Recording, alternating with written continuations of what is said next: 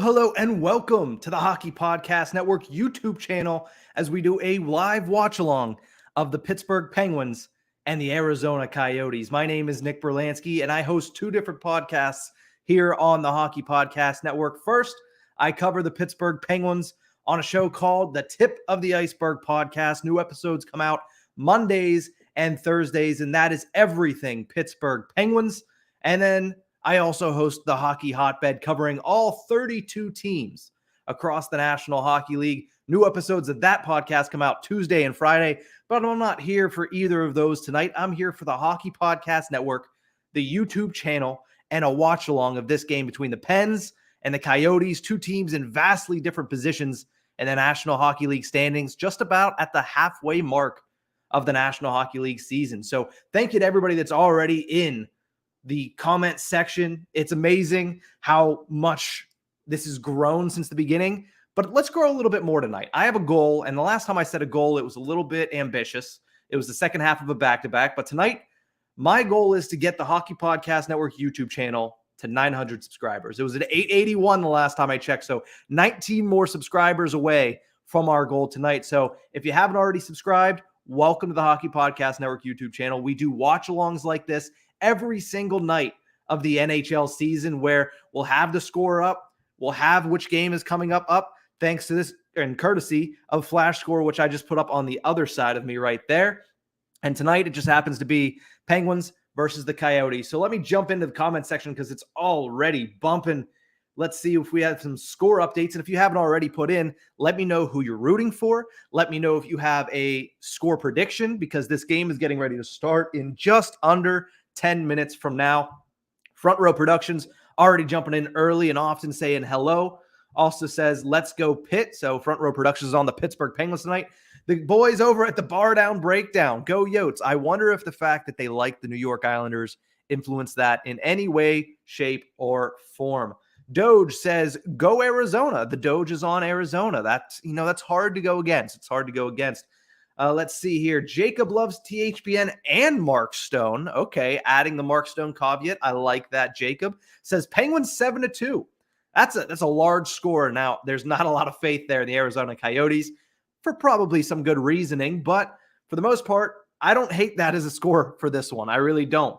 Front Row Production says Pens by a score of 5-3. Let's see who else is in here. Let me just scroll down. Faggio is in the comment section now. I'm sure the last time that I was on here was prior to was it Pelletier? Before his first game. So there you go. Kate Barry jumping in. Penguins fan Kate Barry. What's going on, Kate? Great to have you back. Kate also has a score update, says she goes 5-0 win. And that is for the Penguins. For those of you who don't know her, she is definitely on the Pens. That is a 5-0 win. Yep, there's the clarification right there, but I knew it. Patrick joining.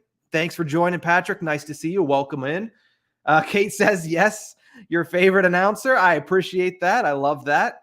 Front Row Production says it's the Pens guy. I'm going to try to get away from that. Eventually, I'm going to do not a Penguins game, but it's just sometimes when they come around and my night is free, usually I have off and I have time when the Penguins are playing. So that's why I'm always on here, but I'll try to do more than that. Jacob is also going to be watching the Vegas game. I expect nothing different.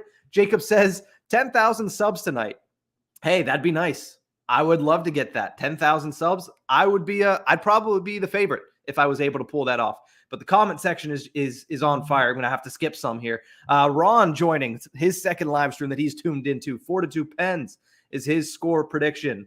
Let's see. Jacob says Penguins are going to blow them out 7-1. So we got a 7-2 and a 7-1. Josh joining. What's going on, Josh? Loves that emoji. I had to ask myself earlier today when Josh texted me and said, hey, you available tonight to do the live stream? And I said, of course I am. When you ask, I come, Josh. That's how this works. He says 5-1 Pens. Thanks for tuning in, Josh. I appreciate that. Hikaru K is also on here as well. Says, I guess we can accept that a Zucker trade isn't coming anytime soon now. We'll get to that a little bit later, but probably not when he's on the injured list. That's for sure. Wow. It is usually I can catch up. I've been trying to catch up on the comment section for like the past 5 minutes. So that's just props to all of you in the comment section, all of you watching right now. Thanks for being engaged right off the bat. And hopefully that is how it is the rest of the night. We're going to have a fun night here. Lots of conversation. Doesn't have to be about these two teams. When I'm on here, I will talk anything. I have some conversations down here in my notebook. We're going to talk Vezina conversation at this point. We're going to talk Stanley Cup favorites at some point tonight. Is it too early for the Coyotes to get to their next franchise player? We'll ask all of these questions at some point. But for the most part, we're going to be following along to this game. Penguins and the Arizona Coyotes. Thank you to so much to everybody tuning in here on the Hockey Podcast Network YouTube channel. Again, we are brought to you by show sponsor DraftKings. Make sure you use promo code THPN at the DraftKings Sportsbook app for great odds and even better opportunities. So make sure when you're signing up at DraftKings Sportsbook, use that promo code THPN. And I don't know if there's any football fans in the chat right now, but if you are and you haven't signed up already, use our promo code. You get 56-1 odds on any of the 4 teams this week. You pick them, they win, you get 56-1 odds, you get $280 in free betting money.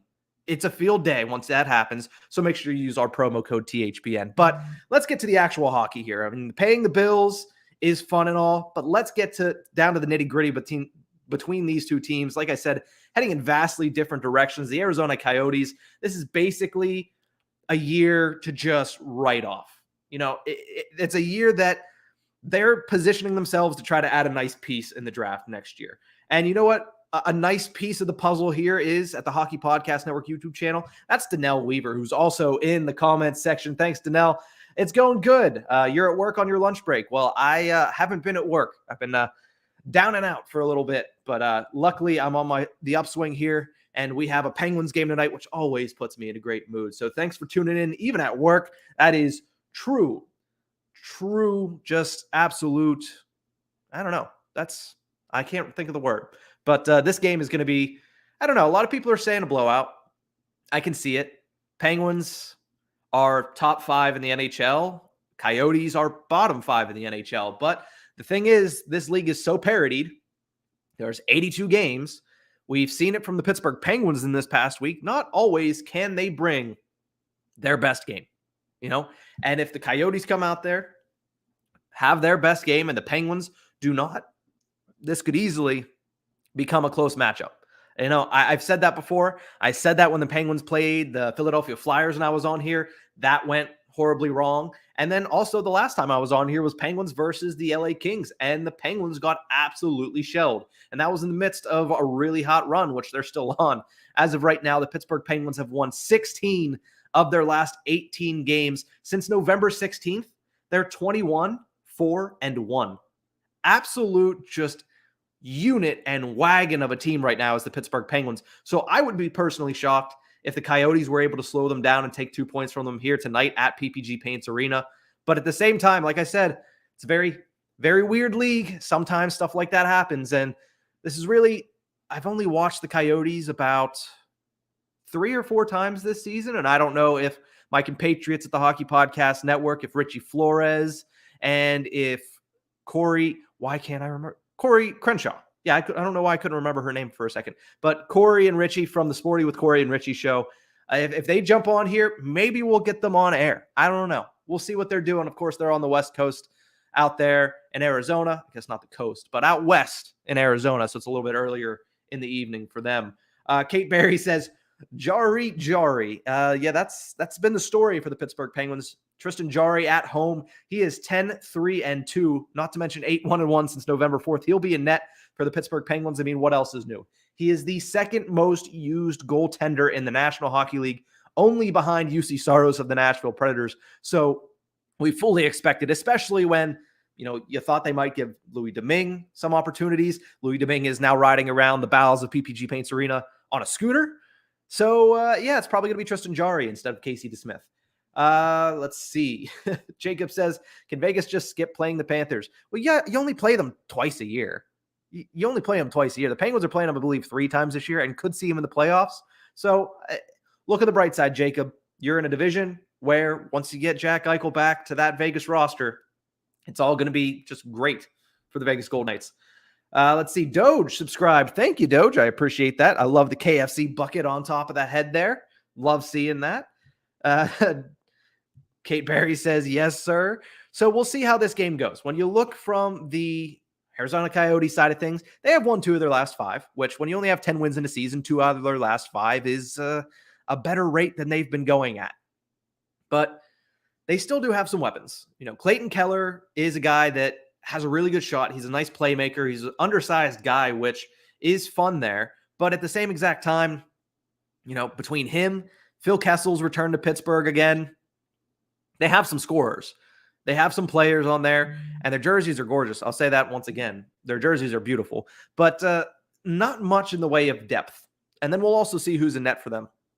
I don't know if it's going to be Karel Vejmelka or if it's going to be, I believe Scott Wedgwood is there. So we'll have to see. But for right now, my man Jeff Jimerson is doing what he does best, singing the national anthem at the Pittsburgh Penguins game. As now my feed cuts out for a second. But jumping back into the comment section, Jacob says he wants Logan Thompson in net for Vegas. I wonder why. Does Robin Leonard just not play well against them? I don't know. Debbie Callahan, Aunt Debbie, how's it going? Says, hey there. How's it going, Aunt Debbie? Front Row Productions. We're talking about KFC now. I love it. Good start to the show. Good start to the show, everybody. I went to KFC. They tried to charge you $15 for 10 wings. So it's because of the wing shortage. Listen, wings are expensive everywhere. So that's not just in KFC. I would not pay $15 for 10 wings at KFC. And that is Karel Vejmelka that's going to be in net for the Arizona Coyotes, by the way. He's a guy that, he can steal a game or two. We've seen it this season. He's not awful. He can steal 1 or 2 games here for the Arizona Coyotes. Can he do it against a high-powered offense and a top 5 team in the Pittsburgh Penguins? Well, we'll have to just see about that, won't we? But no, the wing shortage, it's sad. I love my wings too. I love watching Hot Ones now. That is a new obsession of mine on YouTube. I watch all the Hot Ones. Like I hadn't seen them before this year. Now I watch them all the time. And I do love hot wings, but have not gotten them as much because, the wing shortage. They're expensive, and I'm balling on a budget. What can I say? Can't always afford those high-priced wings. Yes. Jacob says, did anyone else see the Wild blow out the Habs last night? I did. I don't know if anybody else did in the comment section, but that was an embarrassing game for the Montreal Canadiens. The Wild were fine. But Kirill Kaprizov, one of the fastest players to 100 points in the modern era. So that's nothing to scoff at. Justin Witt joining. What's going on, Justin? Thank you for joining the Hockey Podcast Network YouTube channel. We're streaming Pittsburgh Penguins taking on the Arizona Coyotes. Puck drop is just about to be underway. Karel Vejmelka, a 905 save percentage for a guy on one of the worst teams in the league, a team that basically projected out to 32nd in the league before the season even started. Not awful. Not awful at all. Debbie Callahan, I didn't get it to text you it, so I'll see you in the cheap seats. Let's go, Pens. Love you, Aunt Debbie. Didn't get to text that to you, and it's too far away from now, so I got you on the stream at least. Jacob says, Robin got a shutout last night versus the Caps. Hey, listen, Penguins fans, they appreciate the help. They appreciate the help. Let's see. Front Row Productions. I didn't pay that. It's like, heck no. Yeah, I do the same thing. I like their Nashville hot chicken a little bit better anyway, but the sticks are down. The pucks are down. It was a couple seconds ago, but I missed face off. Penguins and the Arizona Coyotes are underway. Let me go over here to good old Flash Score and switch things up a little bit and pull up the stats, and we're off and running here on Tuesday? On a Tuesday afternoon, Tuesday evening, depending on where you're watching this from. Pittsburgh Penguins taking on the Arizona Coyotes. early on, Penguins have a little bit of zone time here, but we'll see what ends up happening. If getting Malkin, since his return, I think he has been really, really good. If you visit my Twitter page for the show that I do for the Pittsburgh Penguins, Tip of the Iceberg, right now we have a Pens poll on there somewhere, and it says who's going to lead the Pittsburgh Penguins in scoring the second half of the season. It's just a little sneak peek at the next Monday's episode. I'm going with Evgeny Malkin. I think in the next 41 games, starting tonight, Evgeny Malkin leads the Pittsburgh Penguins in points scored. Of course, they're showing videos of Phil Kessel talking to his old teammates in the pregame skate. Kessel, of course, being traded over to the Arizona Coyotes after the 2017-18 season, or was it the 2018-19? One of the two. 3 years ago. Seems like forever ago because of COVID, obviously. It seems like we've been in COVID for a decade, and it's only been 2 calendar years at this point. But we'll see what happens in this one. The Penguins, Mike Matheson trying to take it down the ice by himself. He's been increasingly more aggressive in the past couple of games ever since scoring a couple goals against the Ottawa Senators. Seems like he has a little bit more confidence in his offensive ability, and that's why he's been taking the puck in their last 10. I mean, the Coyotes 4-5-1 in the last 10 for them. That's not bad. But you look at the Pittsburgh Penguins 8-2-0. Oof, they're a tough team to beat right now. So let's check into the comment section once again. Let's see. Cody Sight says 2 shots, 2 goals, then done. Okay. I'm not exactly sure what you're referencing. Probably Casey DeSmith last week. That sounds about right. Let's see. Jacob says Caps are not as good as the Yotes. Interesting. Justin is from Albania. Really? Wow. Joining us from very far away. That is true commitment right there. Thank you for joining. I don't know if you've subscribed already, but if you haven't, we're trying to get to a goal tonight of 900 subscribers on the Hockey Podcast Network YouTube channel. At least we were at 881. Somebody already said they subscribed. So, with my non-math degree, that's 882 at least. So we'll see how that is. Jacob from the Great White North. Oh yeah, Jake, we know you're from Canada. We love it. Love to see it. Someone yell at you if Sid the Kid scores. That brings up a good point. Who is going to score the first goal in this game? You could be from either team. You could say Phil Kessel. You could say Jacob Chikrin. You could say Lawson Krause is still on the Coyotes. You could say Lawson Krause, or you could go the Pens route, go with a Brian Rust, a Jake Gensel, Sidney Crosby, Evgeny Malkin, anybody, if you really want to. Faggio says, is Yandel going to break the Ironman record? Well, the second that game starts, as long as he's playing in it, which I don't see why he wouldn't, then he will have officially the new record for Ironman. But Phil Kessel is right behind him. Eventually, Phil Kessel, you would imagine, barring any unforeseen circumstances, is going to be right on his tail. So it's going to be a matter of who plays longer and if Kessel can play an extra 50 games in his career. So let's see. Ron says, how long until DeSmith is out of here? Well, with the injury to Louis Domingue, that's going to complicate things a little bit. I don't know if Ron Hextall is looking for a trade right now. There are a couple names that could be available. Obviously, you look at the Buffalo situation. If Craig Anderson can get healthy, he could be a very low-cost player to bring in. There's a couple other goaltenders. Don't even bring up the name of Marc-Andre Fleury because he's never going to come back to Pittsburgh this year. One, they're not going to be able to fit it under the cap, and two, it would be stupid. It would be really stupid when you have a guy the caliber of Tristan Jarry to bring in a guy like Fleury would just probably mess up the mojo and end up screwing the team. So no Fleury this year. DeSmith, on the other hand, I think that he's going to get a couple opportunities, especially the fact that he didn't start tonight. You're probably going to see him take on the Seattle Kraken on Thursday because that's the game that Pittsburgh Penguins are playing on Thursday night at home against the Kraken. DeSmith already beat the Kraken this year. They won 6-1 in Seattle in their first ever meeting. DeSmith was between the pipes, so I wouldn't be surprised if we saw him start. But as we heard on Sunday from head coach Mike Sullivan, they're going to try to get a little bit more rest for Tristan Jarry in the second half of the season. I mean, they've played 41 games as a team. Tristan Jarry's played in 33 of the 41 games. So absolutely ridiculous numbers for Jarry. If DeSmith isn't going to be able to do well enough to actually spell Tristan Jarry and give him some time off here and there, then he's going to be out of here. It's just a matter of who you're replacing him with at this point. Let's see. Who else here? LA Rams jumping in saying hello. Well, don't you have a conference championship to get ready for, LA Rams? Or I guess, the practice of the day is over. But welcome to the stream. Thank you for joining. Let's see. And Debbie saying Brian Rust is going to score the first goal. Let me know who's going to score the first goal. Of course, now they're showing the replay of Teddy Bluger getting hit in the face, and that what we now know was breaking his jaw thanks to Brendan Dillon and a little bit of head contact on Sunday. Brian Boyle is going to get, he's going to get a lot more playing time. He has a spot in the lineup for at least the next 6 to 8 weeks unless a move is made. So Kessel and Yandel streak at Yandel is, I believe, at 9. I'll have to look at it. Iron Man streak, I believe he's at like 946 or 947, which is the record. Phil Kessel's only at around 916. So he's probably around 50 games. He's about 30 games away from it.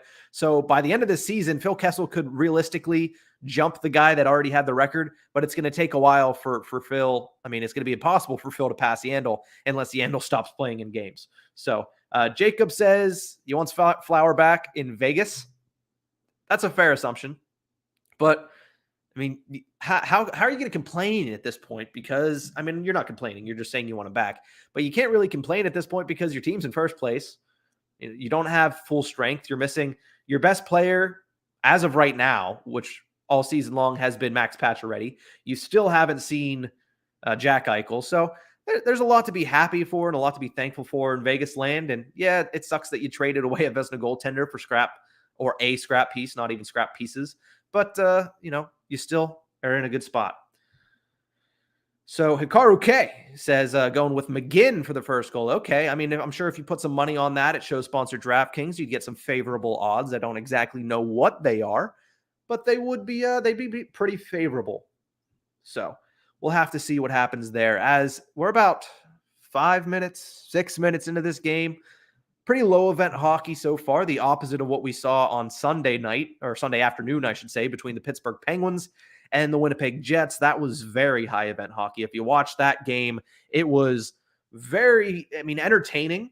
But if you're a fan of those two teams, you were not happy with the defense you were seeing. The Pittsburgh Penguins are a team that early on in the season, when they didn't have the star players in, when Crosby was out, Malkin was out, if Gensel was out, the big thing for them was playing really good defensive hockey. That's gone by the wayside, which, honestly might bode well for a team that has a couple of important striking players like the Coyotes. There's a shot by Kasperi Kapanen that gets deflected and just goes right over the net, and there a slap pass from Letang down to Kapanen. He's not able to read it, and a possible turnover. Heinen takes it. He's trying to get it past Phil Kessel. Kessel versus Malkin. That'd be an interesting matchup, and here we see it right now. Both of them on the ice. Penguins have the puck in the offensive zone. Malkin's going to be able to take it. Some sustained zone time here for the Pittsburgh Penguins. Coyotes just trying to, live without giving up an opportunity and preserving Karel Vejmelka in the net. And they do get the puck out to center ice, and they're going to look to dump it. I believe that is Larson who's going to dump it down into the Penguin zone. But Pens quickly try to come out here. Letang turns the puck over, sends it right out to center ice, and the puck is sent back down in for icing. So going up here, let's see. Front Row Productions saying female Washington Capitals fan was hit with a flying puck in Monday's game between the Caps and the Vegas Golden Knights. Wow. Yeah, that's something you never want to see. I did not see that happen, but I've seen it happen before, and you never want to see somebody get hit with an iron puck. There's a reason that before the game even starts, every single game, people kind of tune it out. But they say, keep an eye out for projectiles because they do come in here. Now, sometimes you just can't help it. Sometimes it's hard to pay attention the entire time, and an iron puck comes in, and you're not ready for it. So hopefully that she's all right. That's the big thing that we're hoping for. Nice opportunity there for Mike Matheson. He shoots it, and that's saved by Vejmelka. Either that or just missed the net.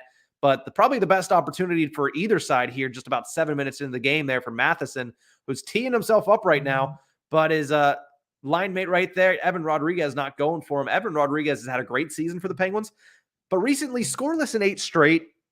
Evgeny Malkin came back now. This will be 8 games ago. So there is a correlation there, especially when you look at where he's playing in the lineup. He's now down to the third line, hasn't played on the first power play unit. So a dip in production for Evan Rodriguez. I'm sure the Penguins and Mike Sullivan were hoping that, you'd put him on the third line and all of a sudden the third line is better. Well, he hasn't been able to keep that production up, but some of it is expected with less playing time, less time on the first power play, but no points in 8 games a little bit worse than you would say just throwing it off. Let's see. Jacob says going with a Mark Stone goal. I mean, maybe he'll score first in that game. In this game, I think that would make it pretty hard. And that was saved by Vejmelka on that Matheson chance as they show the replay there. Justin saying, oh, you're living in Canada now, but moving back to Albania in 3 weeks. Well, that's exciting. It is exciting that, I need to go. Obviously, I haven't traveled much the past 2 years, but I do like traveling. Never thought to go to Albania, but no, congratulations on moving back. I hope you're happy about that. If not, I apologize, but I imagine you're probably pretty happy about that.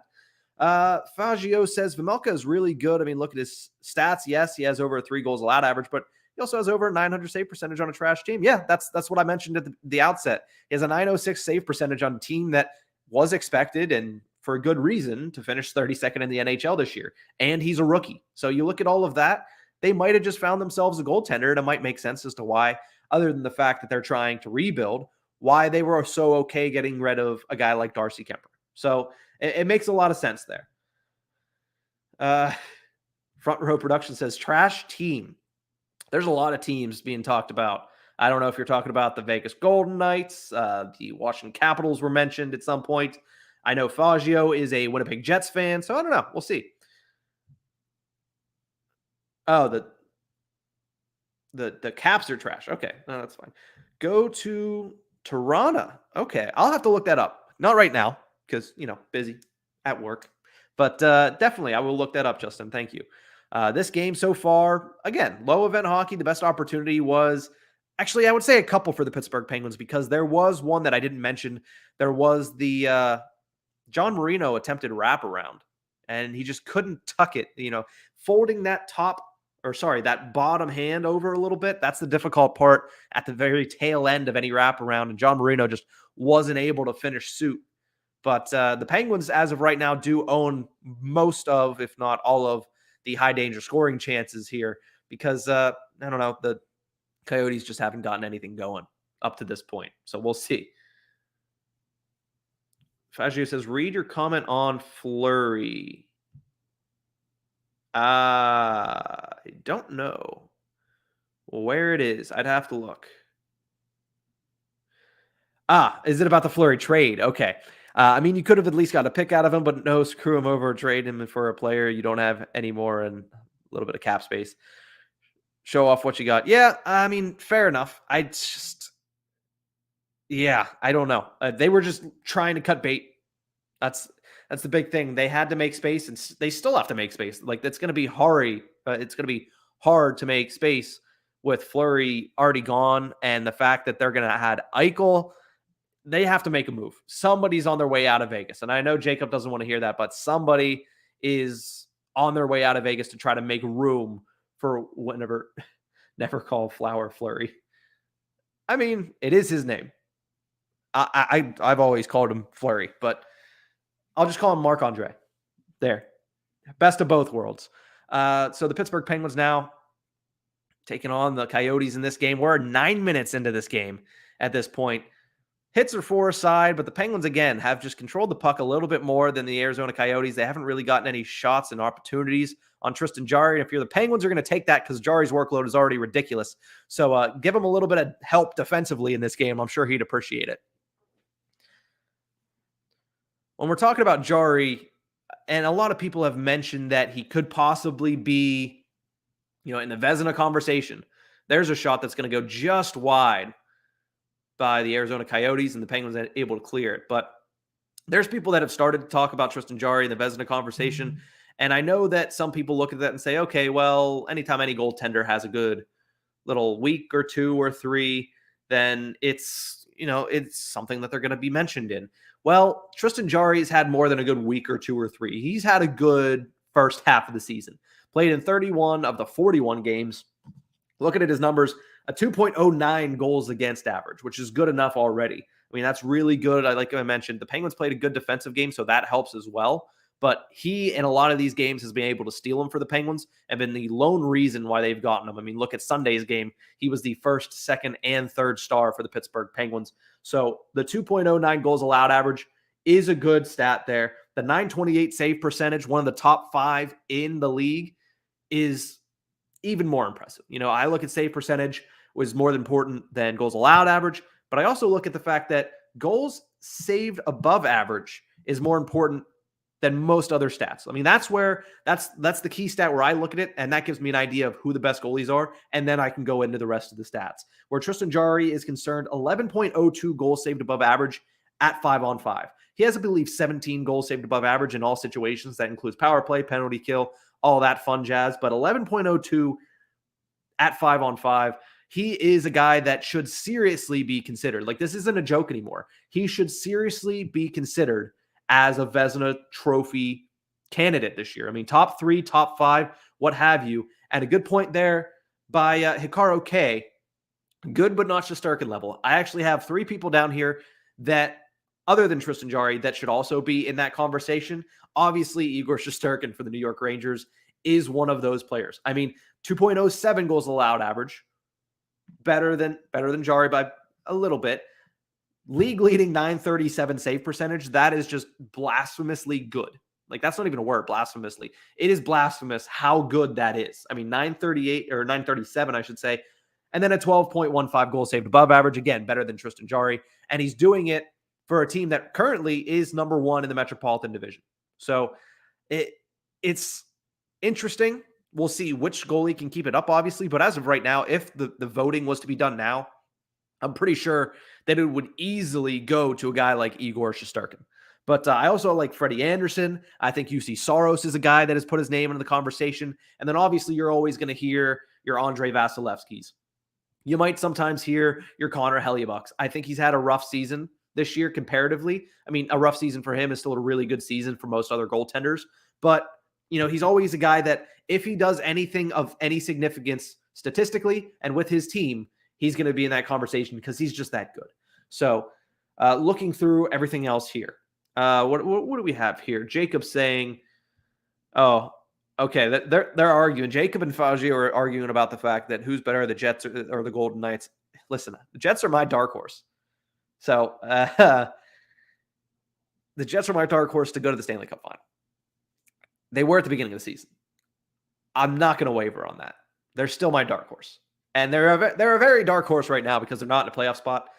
They don't have the games in hand that some of the other teams in the West do, but they have some games in hand on certain teams. And I think that with the team that they have, they could turn this around. So we'll see. Hopefully they do, but the Vegas Golden Knights are a little bit more solidified in where they're at right now. The Penguins and the Arizona Coyotes were doing a watch along here. 12 minutes into the first period of play, still scoreless. So for everybody that said 7-1 Penguins, 7-2 Penguins, still a scoreless game. And the shots on goal is 6-5 in favor of the Penguins. Block shots 5-0 in favor of the Arizona Coyotes. That really shows you where this game has been controlled, and it has mainly been controlled by what many would say is the better team. And if you don't say the Penguins are the better team coming into this one, you're probably, have never watched hockey, or you're smoking something like Faucio said he is. Also, looking no penalties so far. Hits 6-4 in favor of the Arizona Coyotes. Faceoffs are 6-5 in favor of the Coyotes. They've also had 2 giveaways to the Penguins, none, which is a weird stat because I did see Chris Letang blatantly turn a puck over, shooting it the whole way out of his zone. And takeaways are 3-2 in favor of the Pittsburgh Penguins. But that's where we sit 12 minutes into this one.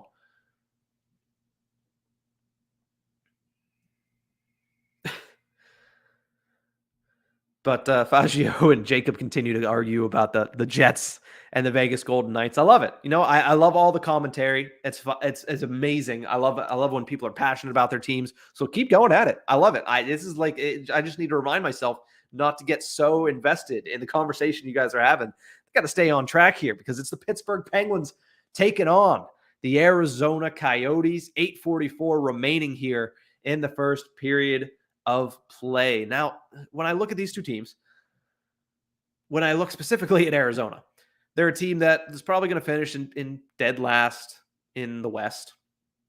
Potentially could finish dead last in the National Hockey League. Could be a team that gets an opportunity at the first overall selection, which is expected to be Shane Wright. It's expected to be the guy from the Kingston Frontenacs, the guy that everybody's been talking about.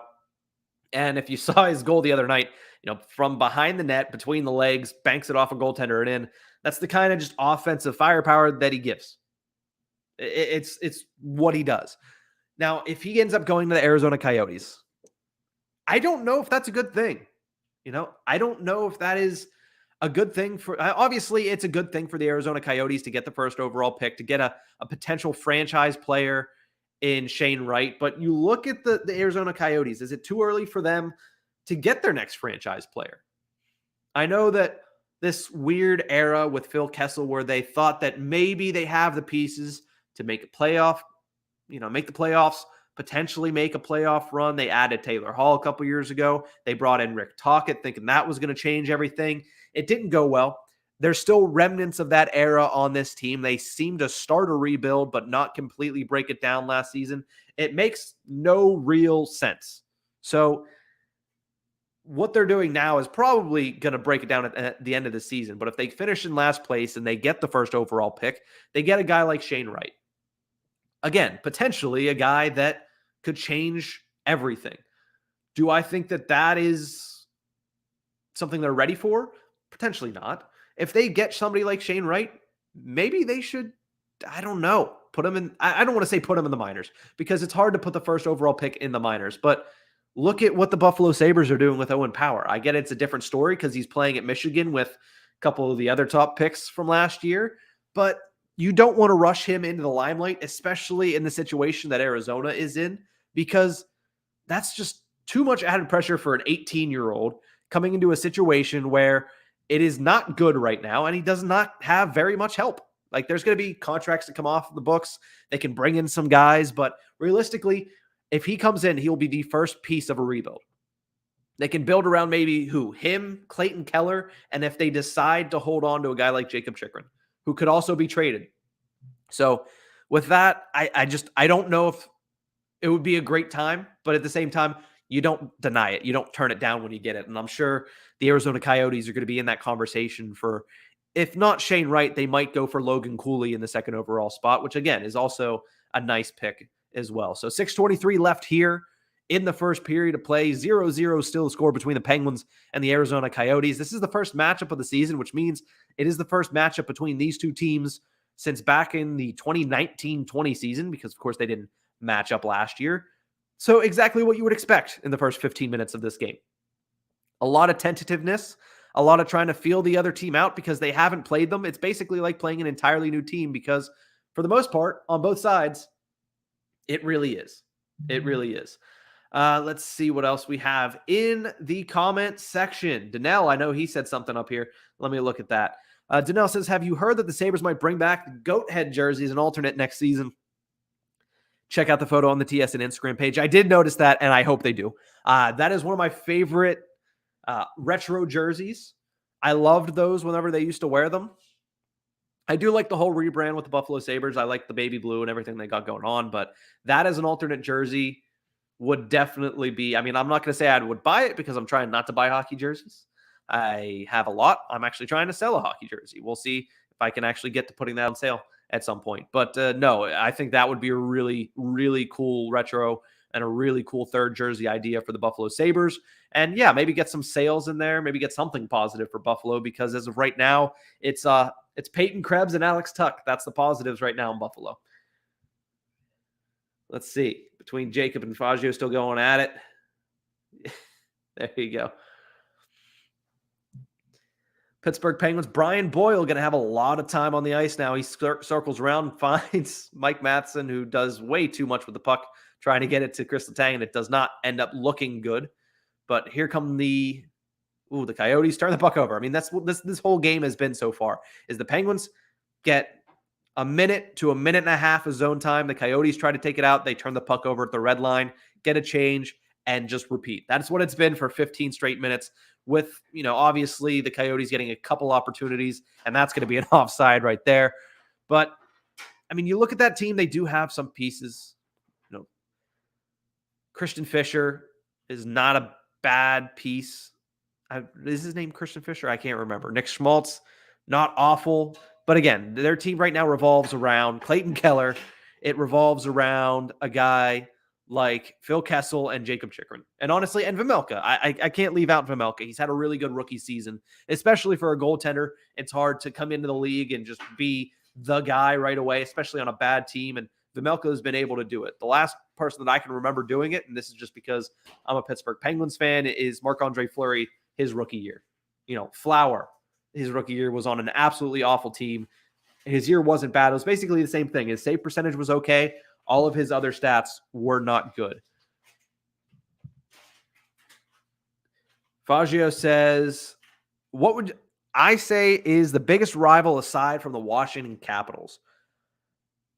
It has to be the Philadelphia Flyers at this point in time. Now, it doesn't help that the Philadelphia Flyers suck. There's no better way to put it. I mean, they've lost 11 straight. That is a franchise worst record. They're in dead last in the Metropolitan Division. But it still has to be the Philadelphia Flyers. I mean, the cross-state rivalry, the Keystone rivalry, there's always bad blood. Even if you look back a couple of weeks ago where it was the Pittsburgh Penguins versus basically the Lehigh Valley Phantoms, it wasn't a close game. It was kept close for at least 2 periods, but there was still a lot of bad blood in that matchup. Now, just because the Flyers have been bad this year and have been bad pretty much this whole decade, that takes away a little bit of the muster from that rivalry. But at the same exact time, you look at a team like the New York Rangers in the 90s, people would say the Rangers were the biggest rivals of the Pittsburgh Penguins. But right now it is the Washington Capitals, and I would safely put the Philadelphia Flyers in second. Jacob says the Yotes. For the Vegas Golden Knights, I think it has to be the Sharks. I think that's pretty cut and dry at this point. It's probably the San Jose Sharks and nobody really else. This game is back on here, just under 5 minutes. The final 5 in the first period of play between the Pittsburgh Penguins and the Arizona Coyotes. Again, low event hockey up to this point, and still no goals. We had a couple of score predictions down here in the comments section, so let me know if you haven't already. We saw somebody say Brock McGinn. Jacob, I don't know if it was a prediction, but you said somebody let me know if the kid scores, so maybe. I believe we also saw Brian Rust from my Aunt Debbie. So who do you think scores the first goal? Who breaks the ice here between the Pittsburgh Penguins and the Arizona Coyotes? Baggio says Vejmelka for the Calder. There's people that have said that before. It's not too ridiculous. I mean, he's having a really good season for a really bad team. We've mentioned that. And then obviously says JK, it's going to be Trevor Zegras. I don't know. Popularity? Yes. Popularity, Trevor Zegras, especially because of the dish again. He's up there. He's one of the favorites. But as far as, production and skill and what he's meant to the team, you got to look at one of the 2 guys in Detroit, and it's going to be really close. I would say, honestly, that Moritz Seider probably has a better case. But I think if I had to predict it at this point, I would have to say it's probably Lucas Raymond. Let's see. What else do we have in here? Karu K says these days more enmity for the Bruins than for the Flyers. Never beat the Bruins anymore. That is true, especially you look into the playoff woes for the Pittsburgh Penguins. One of the biggest and worst playoff losses for the Penguins in the Crosby era is that Eastern Conference Finals in 2013, where they lost to the Bruins. They got embarrassed by the Boston Bruins. That was the Jerome Iginla edition of the Pittsburgh Penguins, and UC Jokinen, Brendan Morrow, all those guys. So I can honestly see it, especially considering the fact that the Penguins and the Bruins, they were in that Eastern Division last year, played each other 8 times. That's where Malkin got hurt. The big Jared Tenorti hit. That's what messed up his knee. So, yeah, I could see people hating the Boston Bruins, but still, that cross-state rivalry, that if you're a Penguins fan, you think that orange is the ugliest color on a hockey jersey you've ever seen. And if you're a Philadelphia Flyers fan, you think that yellow on a Penguins jersey is the ugliest color you've ever seen. That's just what happens there. Ron chimes in, says he thinks the first goal is going to be by a defenseman. All right. I mean, that's 12 of the 40 players out there. So potentially, yes. Faggio making jokes in the comment section saying Keith Yandle's not going to get the Iron Man record. If he caught COVID today, of all days, not saying I would be okay with it, but I would imagine they'd be like, just go out there, play a shift, and get out. Try not to get near anybody. But they would make sure that he gets that record, especially after playing this many. So Ron changes it to Penn's defenseman. So, okay, we're down to 6 people now. And you know what? I'm just going to rule out Chad Ruhwedel for you because I doubt that's going to happen. So I'm going to say Ron's selection is Brian Dumoulin already scored a goal last week. So we'll go away from that. Ron, I think your heart and soul is going to be on John Marino. John Marino scores. Everybody give Ron credit. If John Marino doesn't score, we shame Ron until the end of this show. But 140 left to go in the first period of play here. Again, very low event hockey, tentative hockey, which if you listen to Mike Sullivan's comments on Sunday following the Winnipeg Jets and Pittsburgh Penguins game, this is probably playing right into exactly what he wanted to see. Ron says it's a good deal. So, all right, Ron has John Marino. My first goal, I don't even remember if I said it, but I'm going with Evgeny Malkin to score the first goal of this game. He's had a pretty good 7 games. This will be game number 8 since his return. I'm going to go with Evgeny Malkin here. Penguins only lost 1 game with Gino back in the lineup. That was the 6-2 loss to the Los Angeles Kings. So I guess technically I am 5-0 on these live streams when Evgeny Malkin doesn't play. But when Evgeny Malkin does play, I'm 0-1. So not a great record. You know, if you're playing in the analytics community, not looking good for the Penguins if you're strictly analytics, which nobody should be. But under 1 minute to play here in the first period. When we get into the intermission, we're going to talk Stanley Cup favorites. I did on the episode, today's episode, actually, it is Tuesday. On today's episode of the Hockey Hotbed, I went through, since it's halfway through the NHL season, went through and tiered all 32 NHL teams. I tiered them with the first tier and the lowest tier being Shane Wright destinations. Second one being lottery teams, draft lottery teams. Third one was playoff bubble teams. Fourth one was playoff locks. And the last one, Stanley Cup favorites. So in the intermission, I will give you my 4 Stanley Cup favorites as of right now.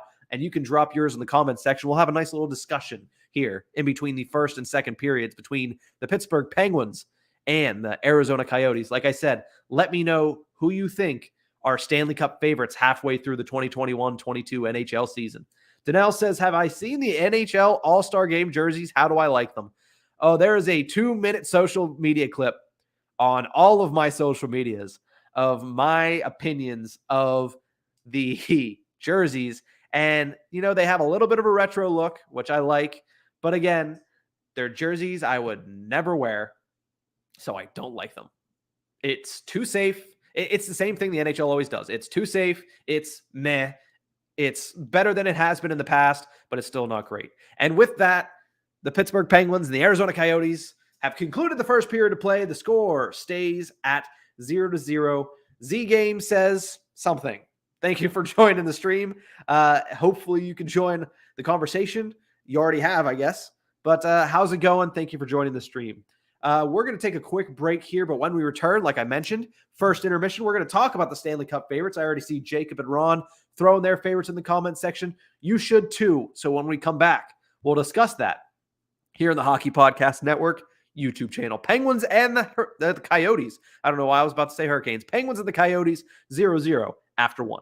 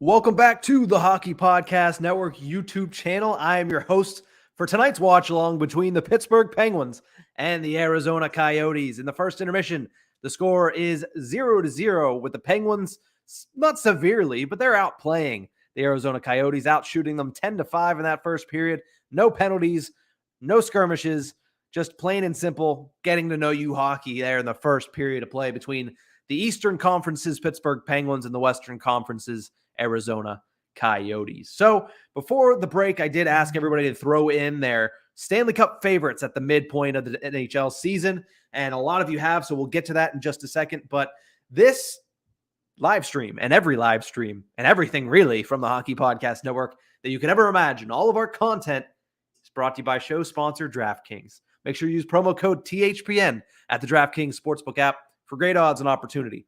And right now on my phone, I am on show sponsor DraftKings Sportsbooks app, looking at this game, Pittsburgh Penguins and the Arizona Coyotes. I noticed when a lot of people in the comment section put in who they think is going to score first, they all play for the Pittsburgh Penguins, which is fine and dandy. They're a top 5 team in the National Hockey League.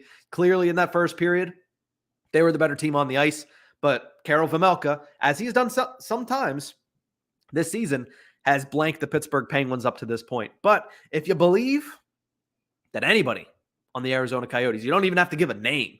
If you believe that the Arizona Coyotes are going to be the first team to score, excluding overtime, you can go to DraftKings right now, click Arizona Coyotes to score the first goal. You get plus 185 odds. Now, I don't know if everybody's a bettor in the comment section, but plus odds is always a good thing. So if you think the Yotes are going to break the scoreless tie, you get plus 185. If you pick the Penguins, you get minus 230. It's a little bit of a safer bet there as well. But the big betting lines right now, if you think the Coyotes are going to win live, you can go bet that for plus 285. The Penguins are minus 425 on the money line, and the Penguins are favored by 1.5 goals on the puck line. But that's it for betting talk. Let's get into Stanley Cup favorites, which is the reason that everybody's tuned into this intermission, the best intermission report that you can get for Penguins versus the Arizona Coyotes. And not only are we an intermission report, we'll be here throughout the entire game talking hockey, talking everything.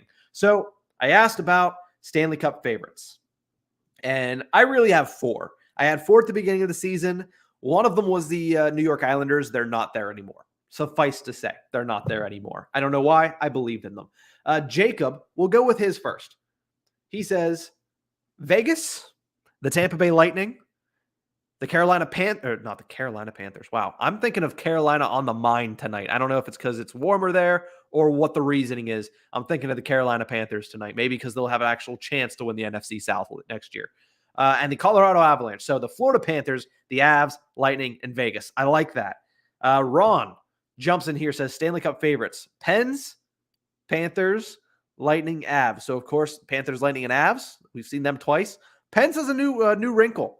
We'll get into that a little bit more. I think I'm going to need to talk into that a little bit more. Jacob says, don't really like the Pens to make it past the second round. Well, the past 3 years are any concern. The Penguins haven't made it past the first, but we'll talk about that. Front Row Productions, Capitals, okay. Lightning, Panthers, and Vegas. So again, the Lightning, the Panthers are always in there. Vegas has been in there a couple times. The Capitals, that is a first there. Who likes chocolate covered pretzels? I do. I actually have a big bin in the refrigerator. Don't make me hungry in the middle of this. Danelle says Stanley Cup favorites, Golden Knights. Yep.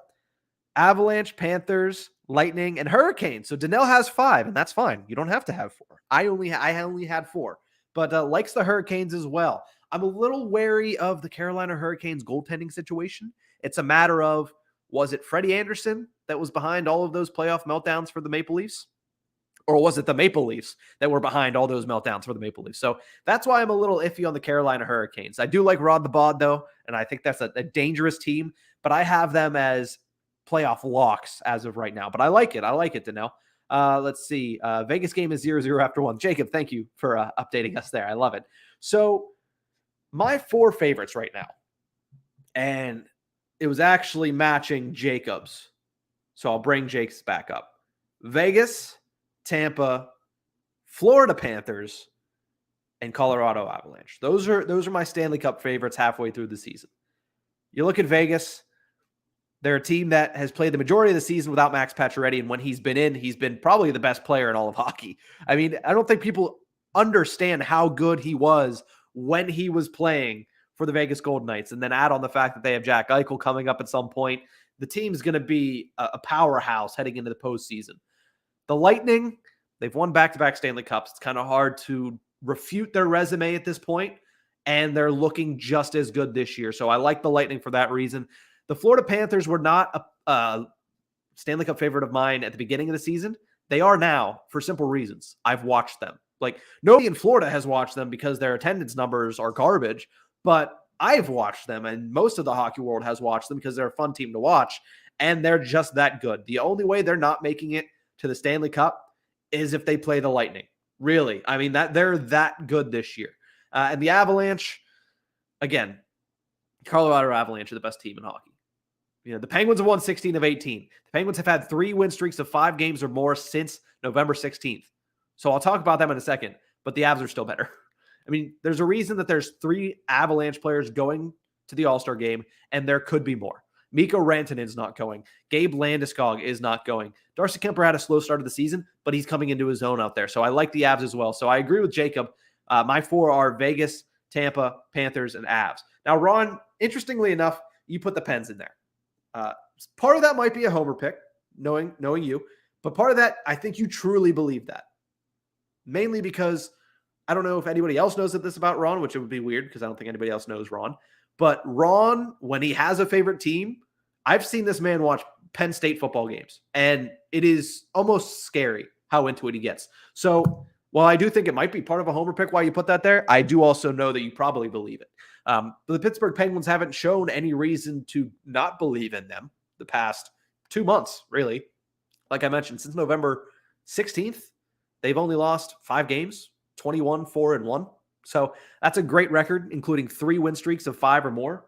So the Pittsburgh Penguins are a really good team. When it comes to, are they a Stanley Cup favorite? I don't think they are. I really don't. It's really difficult for me to say they're a Stanley Cup favorite, seeing what has happened the past 3 postseasons.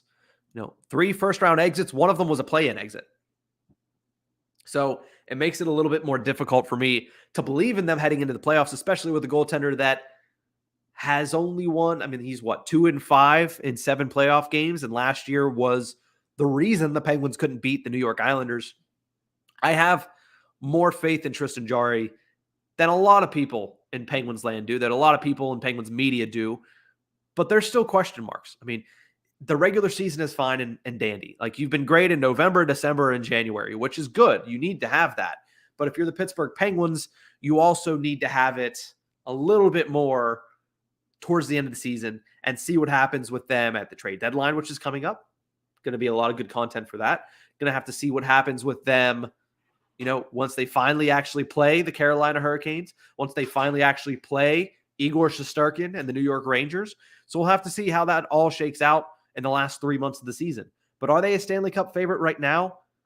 I wouldn't say they are. I would say they're a playoff lock, which is the second highest tier that I have on my list.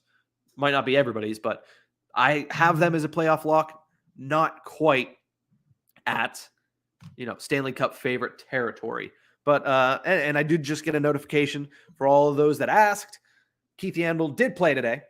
Fully expected to, but Keith Yandel plays. That's 965 consecutive games for him. He passes Doug Jarvis officially, and he is the NHL's Iron Man. He has now played the most consecutive games in National Hockey League history in that matchup between the Flyers and the New York Islanders at UBS Arena. So history made tonight. Mark it down. Tuesday, January 25th of 2022, Keith Yandel makes history. So we'll have to see what's going on there. And Andrew has joined the stream. What's going on, Andrew? Hope everything's going well. I said there, he says hi to Jacob there. Said hi to me as well. Nice to see you. Andrew is a troll. Says the Flyers and the Panthers will be in the playoffs. Panthers, yes. I like that, Andrew. And we're currently also doing our Stanley Cup favorites. So if you have your favorites, go ahead and drop them in the comment section. And anybody that hasn't already, drop your favorites in the comment section. Let us know, who do you think are your Stanley Cup favorites at the halfway point of the season? Because Over half of the teams have played that game 41, which means, to me at least, we're halfway through the NHL season. But the Flyers, really, they've lost 11 straight. And they lost 10 straight earlier, I think, in the season. So, and they're in last place in the Metro, a division with 4 really good teams. I think you're trolling me. I think you're trolling me a little bit. Ron jumps in here, says, if Jari can keep it up in the playoffs, it is different, yeah. They do have tons of depth. They go as far as their third line gets them. Okay. When Pens have the great third line, they do great. Yeah, that is it's not a myth. That is literally truth. Obviously, you look at 2009 and you had, the Stahl, Cook, and Kennedy line. You look at 2016, the HBK line, 2017. It was switched up a little bit because you had, obviously, Kessel playing with Evgeny Malkin in that playoff run. So, yeah, they usually need a pretty good third line. And when I see the third line that they have at full health, which is, again, that's a farce for the Pittsburgh Penguins. They never have a fully healthy lineup, as we just saw. They almost got to it. And then, core muscle injury for Jason Zucker out week to week. Broken jaw for Teddy Bluger. He's out 6 to 8 weeks. So, but if they get fully healthy, seeing a third line of potentially, Jeff Carter, Evan Rodriguez, and who else is down there? Danton Heinen or Jason Zucker, whoever you put there. They have a really good team. They have a contending team. And I think they're really, really good with a fully healthy lineup. They're really good without a fully healthy lineup. But again, in that playoffs, and as you mentioned, if Jari can hold up, they're going to be a tough out. It's going to be interesting. It's not going to be like years past. I don't think there's going to be a huge switch in what you see from regular season to postseason. Jacob saying, ooh, Flyers in the playoffs in all caps. Yeah, that's tough. Andrew says Leafs. Leafs are a Stanley Cup favorite. That is one that we haven't heard here. They are your team, but they're not playing that well. I mean, listen, it is a long season. No team can play that good all season long unless they're the Tampa Bay Lightning. Like, even the Lightning this year, you looked at the way they started the season. They had injuries, and they did not play well. I mean, Andrei Vasilevsky's start to the season is the reason that he's not number one in Vezina voting right now. Between that and Igor Shesterkin being an absolutely just animal between the pipes for that team. So, in this game, specifically, as we kind of shift away from the Stanley Cup favorites talk, shift a little bit away from the Vezina conversation that we had in the first period, let's get ready for the second period here, because the puck drop is probably within the next, I would imagine, let me look at my watch, probably within the next 2 to 3 minutes, we'll see puck drop on the second period here. Like I mentioned, you get plus money odds if you think the Arizona Coyotes are going to score the first goal. So if you're a betting person, and you go to show sponsor DraftKings, you get plus money on the Arizona Coyotes scoring that first goal. It's a wild bet, but it could pay off, especially plus, 185 or 2 something? I don't even remember what I said at this point. But looking at this game to this point, it is exactly what you see from two teams playing in the dog days of the NHL season that haven't played each other in over 2 calendar years. You see exactly what this is. It is two teams trying to figure out who they are going up against right now because they've never seen them, really.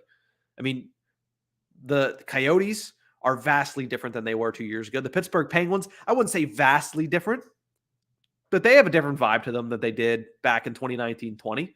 Back in 2019-20, they still had Patrick Marleau on their team for a little while. So these two teams trying to figure each other out. Penguins controlling the majority of the puck possession, majority of the chances, out shooting the Coyotes. I have 10-5 here on Flash Score. The broadcast has it at 10-4. So an easy first period for Tristan Jarry, who has been one of the best goaltenders in the league. So if the Coyotes are going to score that first goal, they're going to have to do a little bit more work in the second period to get to that. Andrew will be back. Well, I'll count on it, Andrew. I'll be waiting for it. Thanks for tuning in for the time being. We'll see what happens here, and hopefully you jump back in. Doesn't like Boston. Yeah, I would imagine Leafs fans are not too fond of the Boston Bruins, especially after 2013. Seems like we keep going back to the Boston Bruins pissing people off in the 2012-2013 season, and specifically in the Stanley Cup playoffs back in 2013. But we'll see what happens with that. But back to this game again really quickly, as second period getting ready to be underway.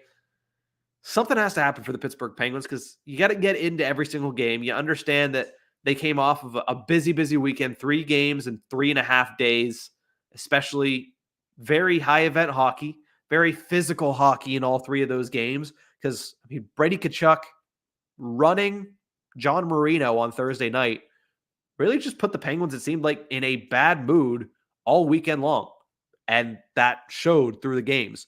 But the second period, getting ready to be underway. The Penguins also says they have 6 shots that have been blocked already. So the total shot comparison, 19-7 in favor of the Penguins, including missed shots and blocked shots. So we'll see what happens there. And I was also off on the Phil Kessel thing. Keith Yandel is at 965, the current record holder. Jarvis at 964, now bumped into second place. Phil Kessel has 941. So he will definitely, if he stays healthy, he will definitely pass Doug Jarvis for second place. And he is currently 24 games back of Keith Yandel for the Ironman record. So Phil Kessel, at the very least, he could probably pass Jarvis this year, and then he just has to do some work outlasting Keith Yandel, which, looking at him, it quite possibly could happen. Jacob jumps into the stream here and says, Vegas better than Boston, better than Leafs, better than Pens, better than Jets, better than Habs, better than Yotes. I don't know if I'd put the Pens lower than the Leafs just because the Penguins have beaten the Leafs the couple times they've played them this year, and that was without Evgeny Malkin. So I don't know. It's an interesting conversation. I also wouldn't put Boston that high. I don't know if this is teams that you like versus teams or just how you think teams perform, but Boston is not better than the Leafs or Pens or Jets as of right now, in my opinion. They just aren't. Gunna, Sports Entertainment, thank you for joining the stream. Thumbs up all the way. Thank you. I appreciate that.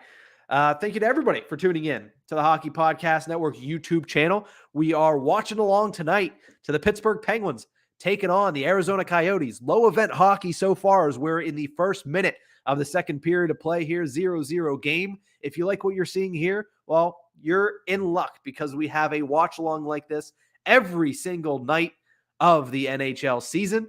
And this one just happens to be Pens versus Coyotes, but we go through basically every team in the National Hockey League with many different hosts, different games. We try to do it all. We might have some Olympic watch-alongs as well. So make sure you hit the subscribe button if you like what you're seeing this. But let me look down. Got a text from, I'll have to respond to that text a little bit later, but the Penguins taking on the Coyotes right now. Yotes looking to have a couple opportunities here early on in the second period. And 1 second.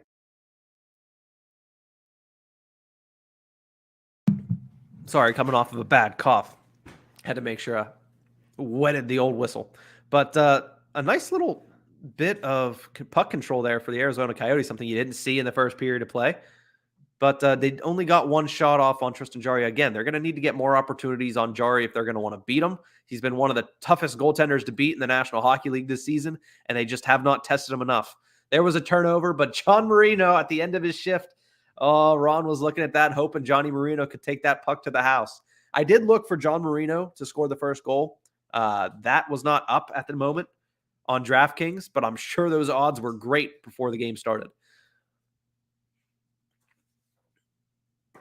Coyotes have came out here kind of on a mission early in the second period, taking a lot more of the puck possession the first 2.5 minutes here. There's a slap shot from the point that goes just wide of Tristan Jarry. He didn't see that one, so that could have easily been that first goal and cashing in that plus money on DraftKings Sportsbook for the Coyotes to score the first goal.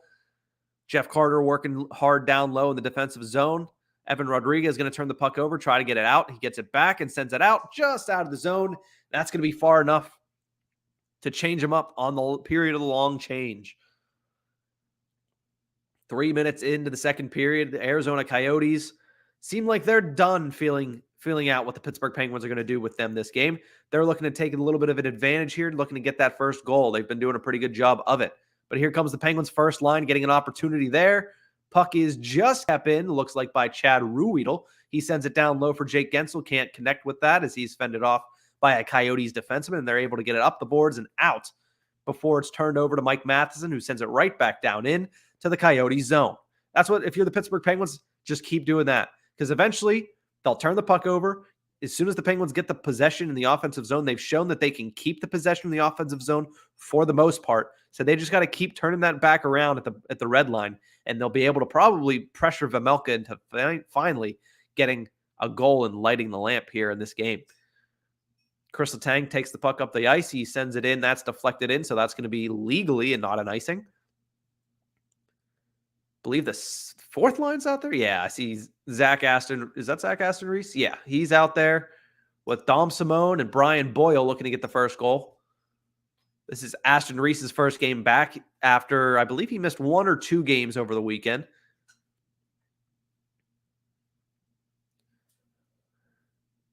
Seems like on both sides, both teams are starting to push the issue more, which is better for hockey. I mean, better hockey to watch whenever you start pushing the issue. They were both a little bit too tentative in the first period for my liking. I know this is East versus West, but somebody needed to get a little bit more going. Luckily, both of them have answered the bell here in the first 5 minutes of the second period of play. So with all of that, and I've asked some questions already of you guys to put in the comments section. I appreciate all of the comments. I appreciate all of the activity in the comments section, as that is going to be an icing on the Pittsburgh Penguins.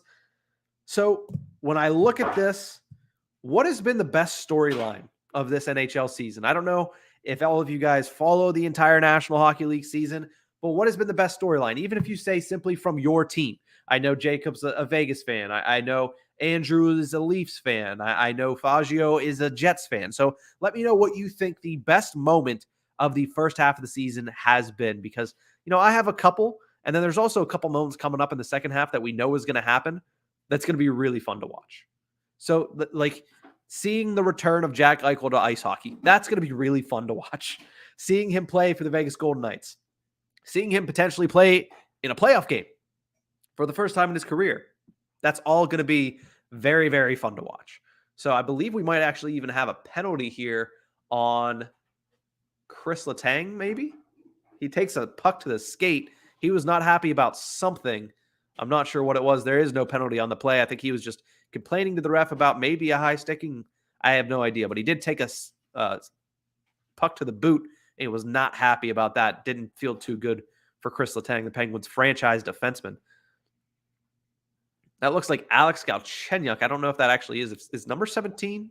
I'll have to double check on that. This might be the return of Alex Galchenyuk to Pittsburgh too, which clearly falls very low on the storylines meter of this game. There is going to be the first penalty of the game. It's like I looked into the crystal ball and saw it for myself. That's going to be a penalty, I believe, on the Arizona Coyotes. Going to be a slashing call and sending the Pittsburgh Penguins to the first power play of the game. No, never mind. It's going to be the Penguins taking a penalty. They're pushing the wrong way. It is going to be Liam O'Brien going in for the Coyotes. I don't know why the referee must have been pointing to the player instead of the side. So the Penguins go to the power play for the first time in this game. They were 0 for 4 on Sunday's game, but Chris Letang said that they had a lot of opportunities, a lot of in-zone time, and that's what they were looking for. Crosby wins the faceoff way too cleanly. Letang can't handle it, and the puck comes out to center ice. The Penguins' power play is the 21st in the league. Meanwhile, the Coyotes have the second worst penalty kill in the National Hockey League. So we'll see how this is going. Jacob agrees. Vegas getting Jack Eichel back in the lineup is going to be a great moment in the second half of the season, and I think that might be the moment that most people are looking for. I'm also looking and excited for the trade deadline. It's always a fun time, especially when you're covering the sport. Last year we were live. Me and my buddy Nick Horwat were live on. It was YouTube, but I don't remember what channel it was for. And we broke the Jeff Carter trade. Lots of fun. So I'm excited for the trade deadline to come around again here in just under 2 months now. So lots of moves going to be at least rumored to start getting ready to happen around the National Hockey League. This might be a shorthanded opportunity if the Yotes can hurry. That's a long slap shot that's not going to go anywhere except for Tristan Jarry's trapper. Shannon joining the live stream, jumping in the comments section. Thanks for joining. Shannon says, who do I think is going to win in this game? If I had to put money on it, which I do have a couple bucks on the Pittsburgh Penguins, I would take the Penguins in this one. I mean, they're top 5 in the National Hockey League for a reason. They've won 5 straight games. They've won 16 of their last 18, and they're going up against the Arizona Coyotes, a team that is in the bottom 5 in the National Hockey League in not just standings points, but in most of their other stats and statistics and other areas of the game. They're bottom 5 in the National Hockey League. So I would say the Penguins would win this game, but Karel Vejmelka has been known to steal games, especially from really good teams. And so far, he's been able to blank the Pittsburgh Penguins. So we'll see what happens here as they kill off the first power play of this game. A good job by the Coyotes, keeping the Penguins off the scoreboard there. Ron, yeah, a couple bucks. Yeah, I throw a couple bucks on the Pittsburgh Penguins, especially when they're playing a team like the Coyotes. I don't bet to win money, because if your goal is to bet to make money and to become rich, or to make it an income, you're probably not going to fare too well. Because usually if you're betting, if you're 60% on your bets, 60% correct, you're probably making half decent money. I bet for the fun of it because I find it very fun. And Brock McGinn just punted that guy's stick down the entire length of the offensive zone. Interesting situation there. Ron likes to shame me about my sports betting picks, but last time he did that, I went on a 4-day 9-bet heater. So continue to bring it. Jacob says 2-0 in favor of the Carolina Hurricanes. Yeah, the Canes are a very good team. There's a reason that I believe it was Donnell put the Canes as a Stanley Cup favorite. They're a very good team, and they're off to a hot start tonight. More scoring in that game already than there was in this game that is now almost to the halfway point. 11 minutes and 40 seconds remain here in the second period to play between the Coyotes and the Penguins. A nice opportunity there. And there's the goal, the first goal of the game. And what did I say at the beginning? Plus money hits. If you want to sprinkle a little cash on the Coyotes to score the first goal, they were plus money. You would have won some money there at the show sponsor DraftKings. You would have won even more money if you use promo code THPN at sign up. But that's for football this weekend, so don't get that twisted. But a nice play there, a quick breakout, and a beautiful passing play. Boyd over to, I believe that was Keller, finding Nick Schmaltz, and Nick Schmaltz is going to be able to beat Tristan Jarry. And would you look at that? The Arizona Coyotes lead the Pittsburgh Penguins by a score of 1-0. And that's why I only bet a couple bucks, because in a game like this, you're halfway through it, and the Yotes are winning. Not to say that the Penguins are out of it. They never really are this year. But not a good start for them, as they haven't been able to beat Karel Vejmelka, and the Penguins just ceded the first goal of the game there to Nick Schmaltz. How do they respond? That's going to be a big indicator of how this game goes. So far, it's been kind of lackadaisical on both sides. Couple opportunities. First period was all feeling out process. Second period, they've kind of opened up the scoring, opened up the action a little bit more. And here could be a 2-on-1 for the Coyotes. Nice pass over, trying to get Phil Kessel. He's not able to get it, but that could have been real interesting. And that was Clayton Keller on the assist. A beautiful pass to Nick Schmaltz, who scores his third goal of the season. And the Coyotes do lead this one 1-0 right now, almost at the midpoint of this game. Jeff Carter takes it in the zone for the Pittsburgh Penguins, looking for somebody, and that's going to be a nice play there by the Coyotes forward back in the defensive zone.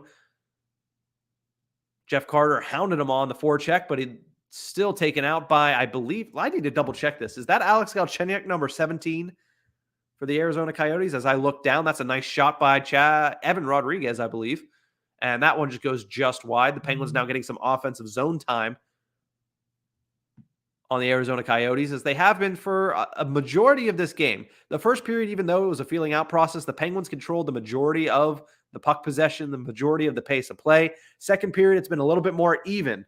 So we'll see what happens with that. Alex Galchenyuk wears number 17. So yes, for future reference, it is Gauch's return to Pittsburgh. He did not have a really successful stint in the black and gold, but it was a stint nonetheless.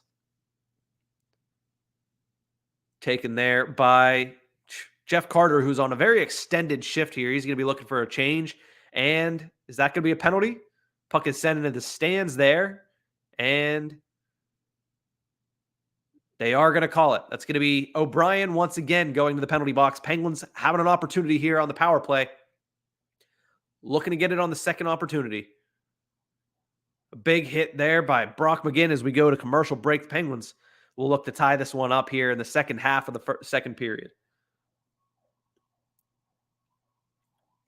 Front Row Productions saying, the last couple days, hockey games seem a little upside down. What other upsets have there been? let me take a look at the scoreboard. I know Vegas winning 1-0 in Washington was kind of weird because both of them have some pretty volatile offenses, and seeing that there was only one goal scored there was kind of weird. Let's see. What else do we have? Blues losing 7-1. That was a little bit of a shocker. Let's see. Sunday, I know there was a couple. Was it Sunday? Kraken beating the Panthers. That was a big shocker. I was not expecting to see that. Hurricanes gave up 7 to the Devils. Yeah, I can agree with that then. There's a lot of weird, usually like one a day, weird outcomes. And this could be our one a day today.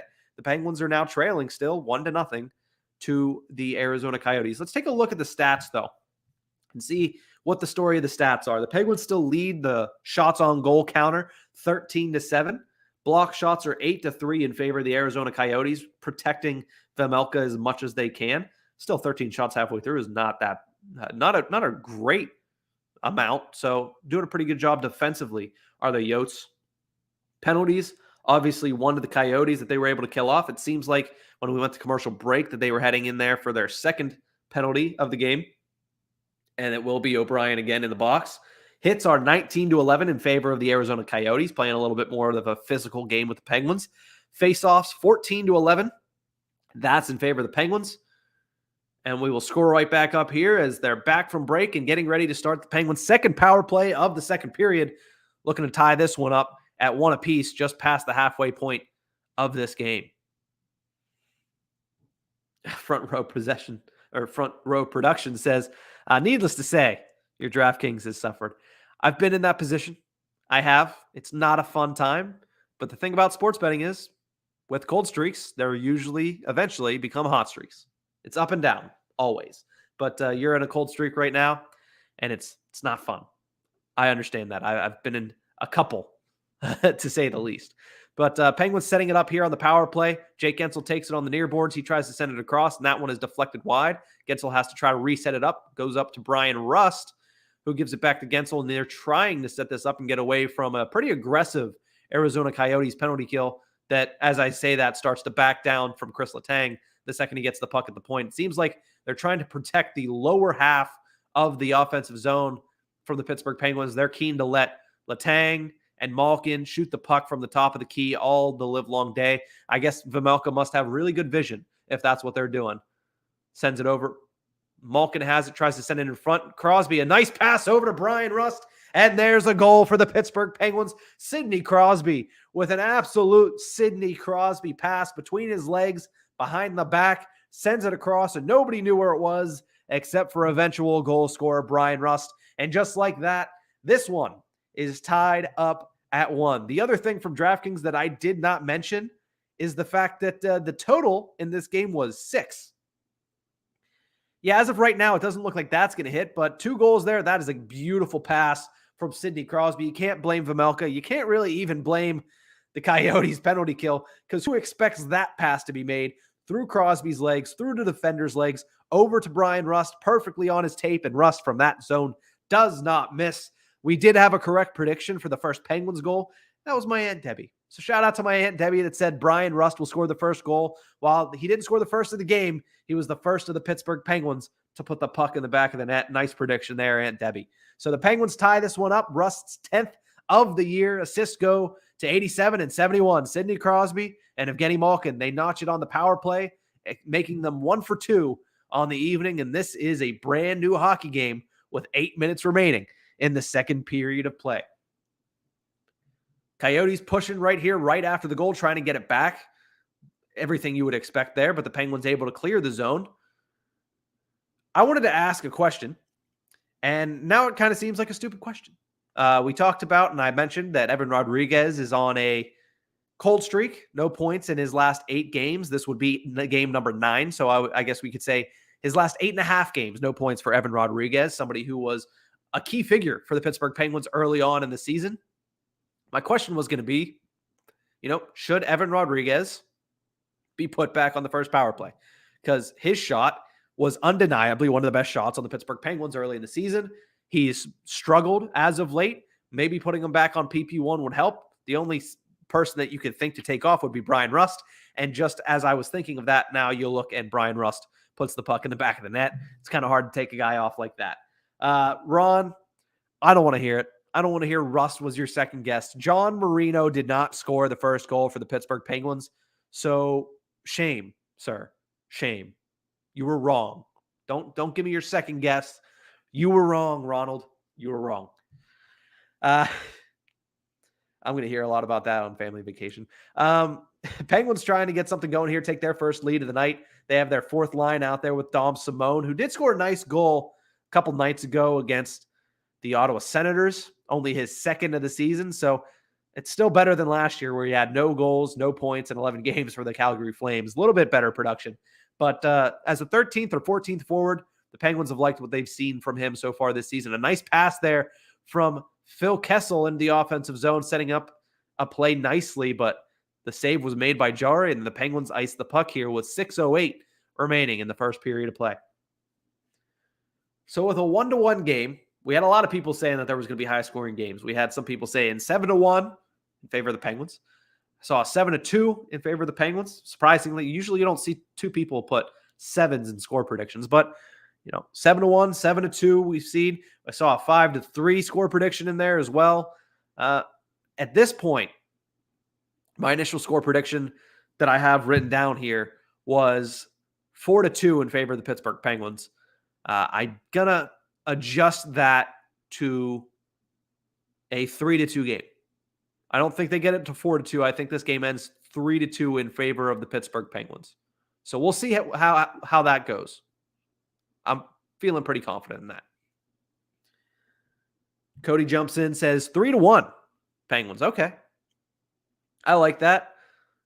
Could be anywhere from, you could score 2 goals and call it a day. You could score 1 goal and get maybe an empty netter. They've been cashed in on the freebie a little bit. Oh, a nice play that made there by Jake Gensel trying to find Sidney Crosby. Just not enough muster on that cross crease pass to get it to Sid. And the Coyotes are able to clear that one out.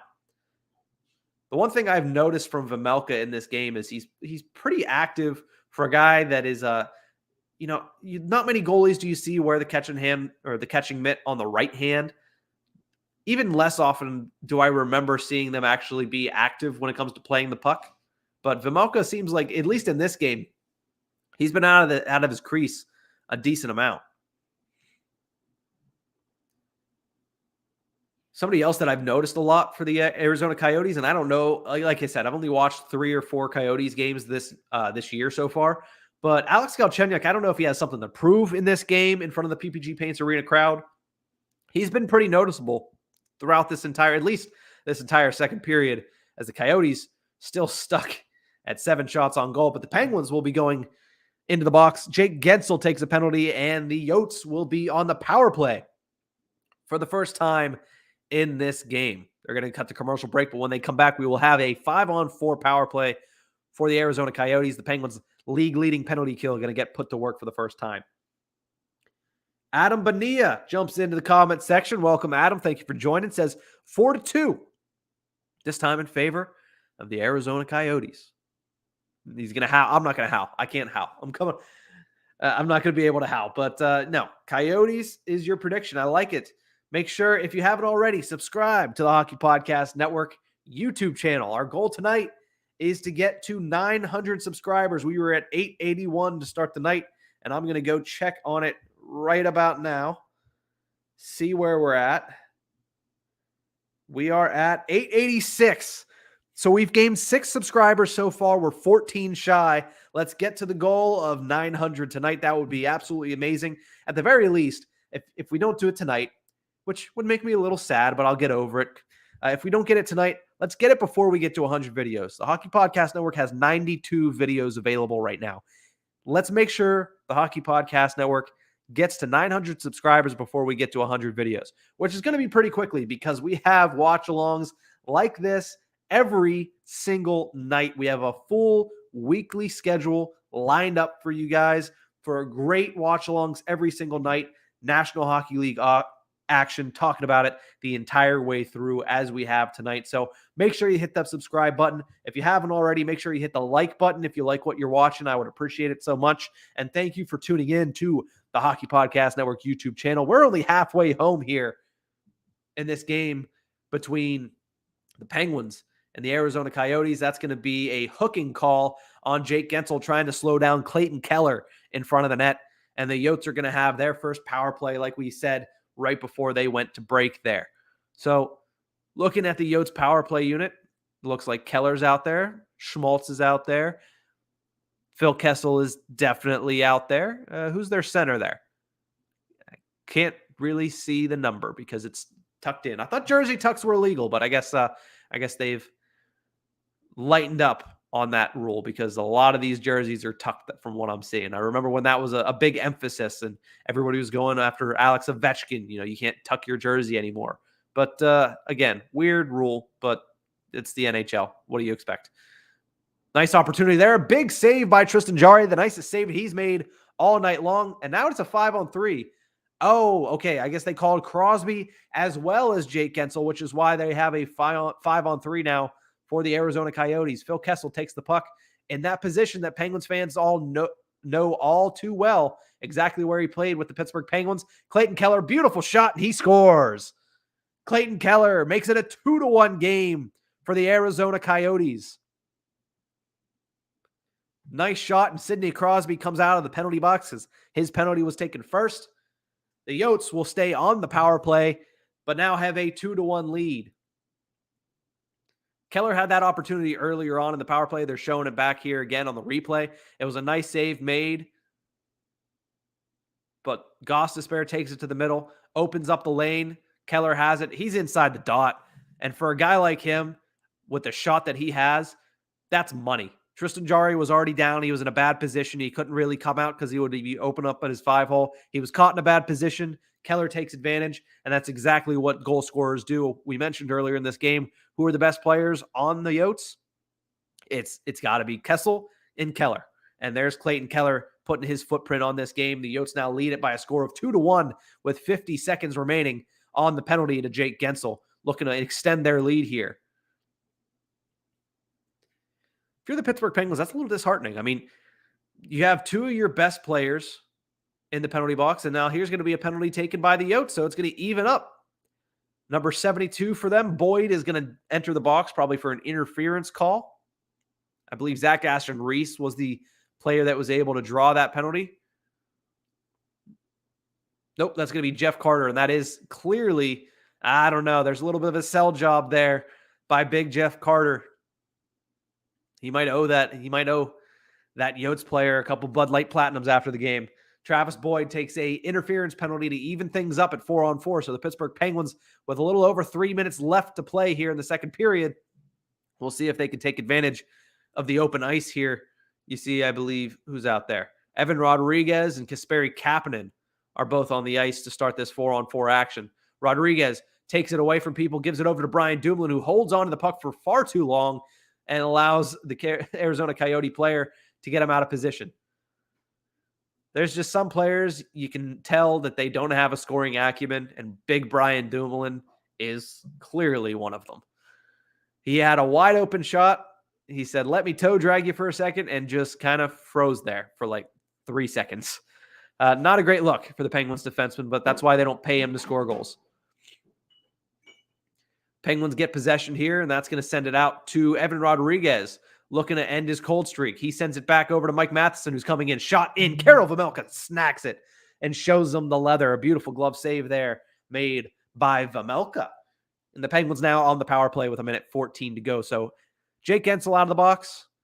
Sidney Crosby, they did score on the 5-on-3 goal by Clayton Keller, and that is the difference right now in this game between the Yotes and the Pittsburgh Penguins. Andrew, jumping back into the comments section. Welcome back, Andrew. The game has picked up a little bit here in the second period. Obviously, it was scoreless in the first, and right now the Yotes leading the Pittsburgh Penguins after a 5-on-3 goal by Clayton Keller. A beautiful shot, top cheese, and the Penguins now have a power play looking to tie it before the end of this period. Chris Letang's shot is deflected up and into the netting. So with exactly 1 minute left on the power play, the Penguins will try to make something happen here, score their second power play goal of the game, because their goal also came on the man advantage. That one was a Brian Rust goal from an absolutely silky smooth pass from Sidney Crosby, the captain. So we're all caught up now. 1 minute to go on the power play, 2 minutes to go in the second period of play here. During the second intermission, I got to think of another topic because we had a lot of fun with the Stanley Cup favorites in that first intermission. How about this? Second intermission, let's talk about MVP. Who is your MVP at this point of the season? Who is your favorite? Who do you think is going to be the National Hockey League Hart Trophy winner? We're halfway through the year. Let me know your picks. There's a nice shot. That's deflected, and it's in the net. Pittsburgh Penguins tied up. That goal might go to Chris Letang. It is the power of the top Penguins unit. Travis Boyd over. That's a long skate back over to your bench right after taking a penalty and giving up a goal. Penguins tie this one at 2 apiece, and that 3 of the 4 goals in this game have come on the power play. Crosby went to Rust, to Crosby, over to Letang. So that's going to be Sidney Crosby's second assist of the game. That puck, did it go in initially, or did Evgeny Malkin have to tap it in? Oh, yeah, it was in initially. So Chris Letang gets that goal. He's having a hell of a season for the Pittsburgh Penguins. So many assists. He has over 30 assists. Finally starting to get into the goal column here in the last couple of weeks. And that one ties it at 2. Sidney Crosby picks up his second assist on the night. And with a minute and a half left, we are back at even ground between the Coyotes and the Pittsburgh Penguins. 2 goaltenders that looked really good early on have given up a couple goals here late in the second period. Let's see what we have here. In the comments section, Ron says, Sid has been looking damn good recently. I cannot disagree. 2 assists in tonight's matchup. Had the shootout winner on Sunday afternoon. And then, of course, the hat trick and 4-point game against Columbus on Friday, including a very geometrically beautiful empty net goal, probably one of the more unique empty net goals that you'll see. He said he didn't try to do it, but you can imagine that he probably did. And Debbie Callahan says, Tanger scores. Yes, he does. Beautiful shot on the power play by Chris Letang. Let's see. Front Row Production says, goal, let's go from Alex Ovechkin. That is his 30th, I believe, on the season. What's new? Another Alex Ovechkin 30-goal season. I believe that makes him 6 shy of tying Jaromir Jagr. We could tie it back to the Pittsburgh Penguins just like that. So Alex Ovechkin 6 goals shy of Jaromir Jagr for 3rd on the all-time NHL list. But in this game, Sidney Crosby is putting in the work with 2 assists, goals from Brian Rust and Chris Letang, both on the power play for the Penguins. So they need to get a little bit more going on 5-on-5. That is for sure.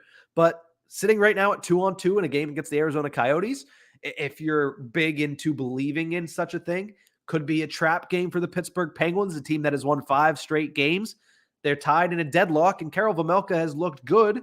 Meanwhile, on the other side, the Penguins are playing pretty good defense. The Coyotes aren't pushing the issue too much. And 2 goals on 10 shots for the Coyotes, that'll keep them in this one. Hikaru K said, would like to see Sid get to 500 goals before the season is out. Well, let's see. Where is he at? Mike says 3-2 Penguins win. On the same side as me, thinking the same thing. 3-2 that was my score, and now it might be a little bit more difficult now that it's already 2-2, but we'll see. I like your prediction, Mike. I like your prediction. So right now it's 2-2. I said 3-2 earlier. Mike's on 3-2, so if it's 3-2, you got to give one of us credit.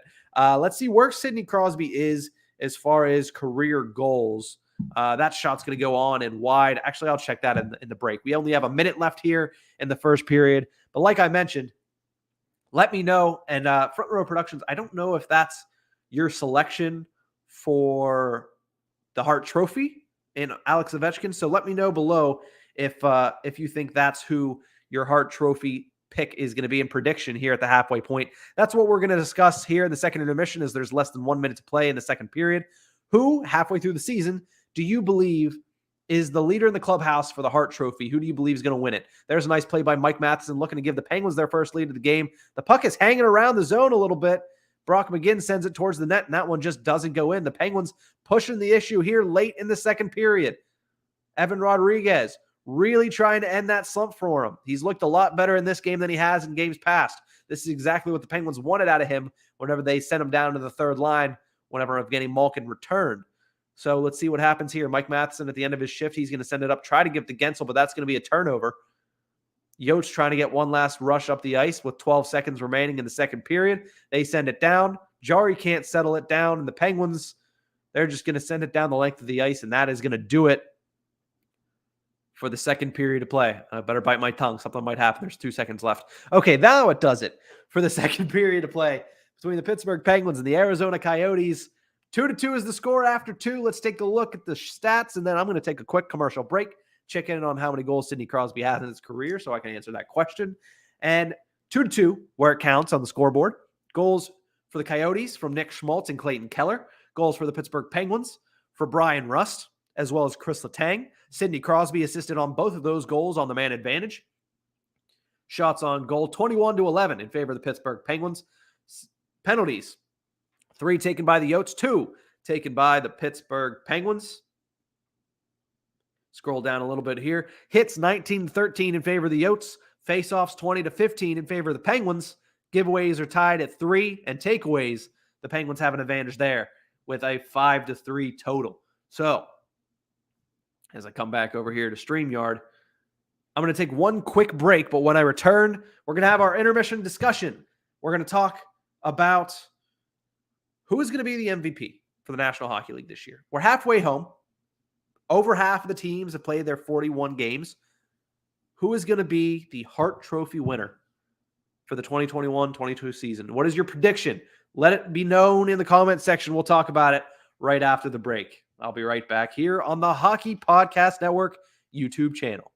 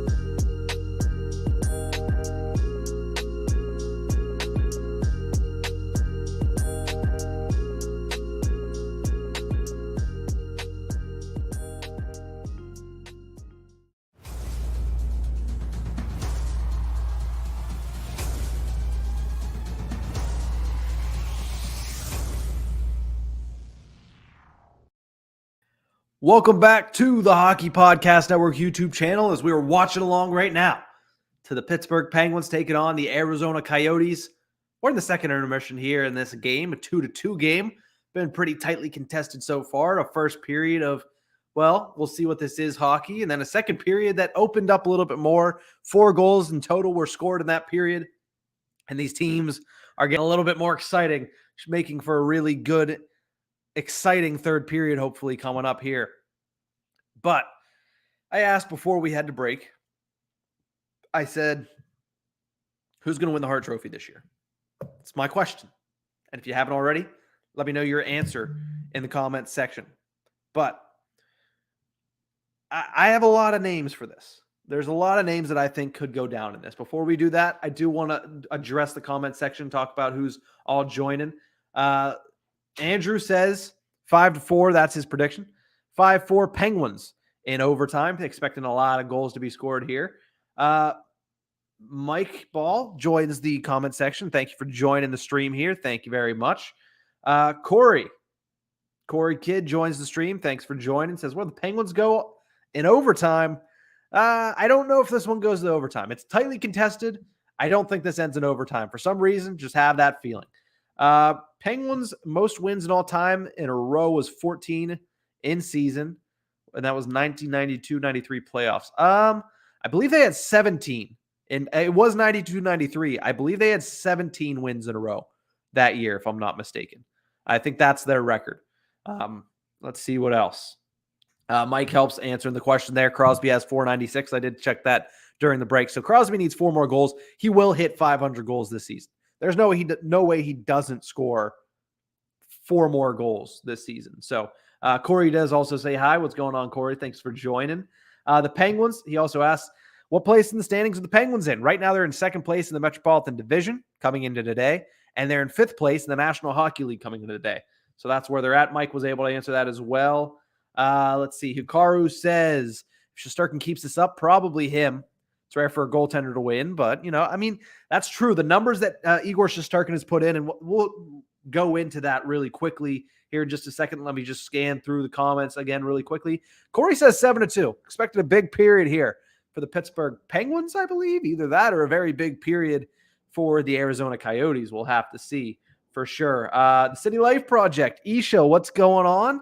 Thanks for joining the live stream here. Make sure you hit the like button, because if you don't, I will know about it. I will. I promise you. But I asked everybody before the break and before the end of the intermission to let me know who their pick is at this point, since we're halfway through the National Hockey League season. Who are their picks for the Hart Trophy? They're 2 early predictions for the Hart Trophy, and we've been getting them for a while here. So let me go up top, because I know Jake put one up here. Yep. Jake says Mark Stone for MVP. That's not going to happen.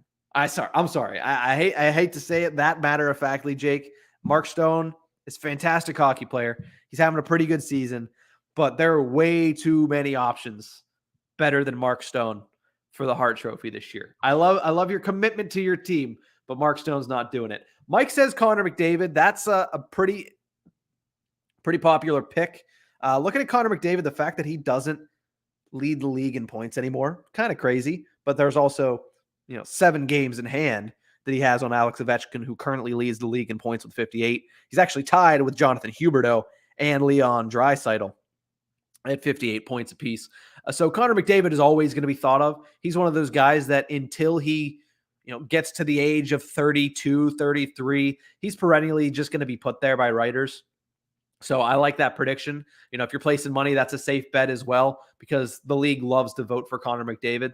And for good reason. It's not like he doesn't deserve it. He's a heck of a player. But, I mean, most valuable player on one of the worst teams right now might not get him the hardware. But he is definitely a good pick as well. Hikaru, already mentioned this comment here. If Shesterkin keeps it up, probably him. That does raise an interesting question. When do goalies deserve to win the most valuable player award? The last one to do it was obviously Carey Price back in the early 2010s. So it would have to be something like that. But looking at his numbers, and we talked about it earlier, 2.07 goals allowed average, 937 save percentage, and then leading the league at 5-on-5 in goals saved above average with 12.15.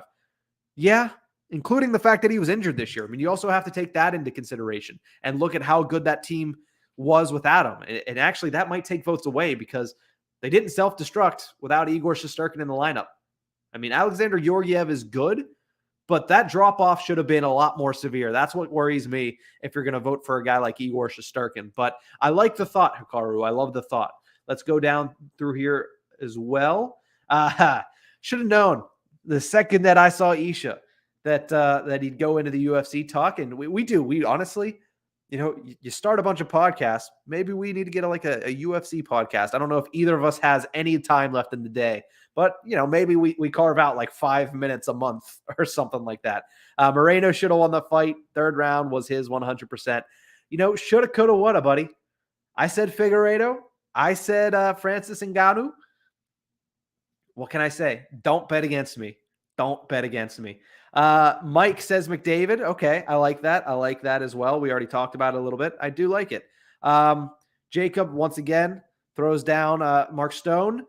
Ron in the comment section says Draisaitl's been going off. Yeah, he's had a really good season, even though he was a little pissy last week. Just joking. If you haven't seen that, go look at the audacity of Jim Matheson. I mean, I get that you get a nice little Hockey Hall of Fame nod and you think that you can ask questions and be like that.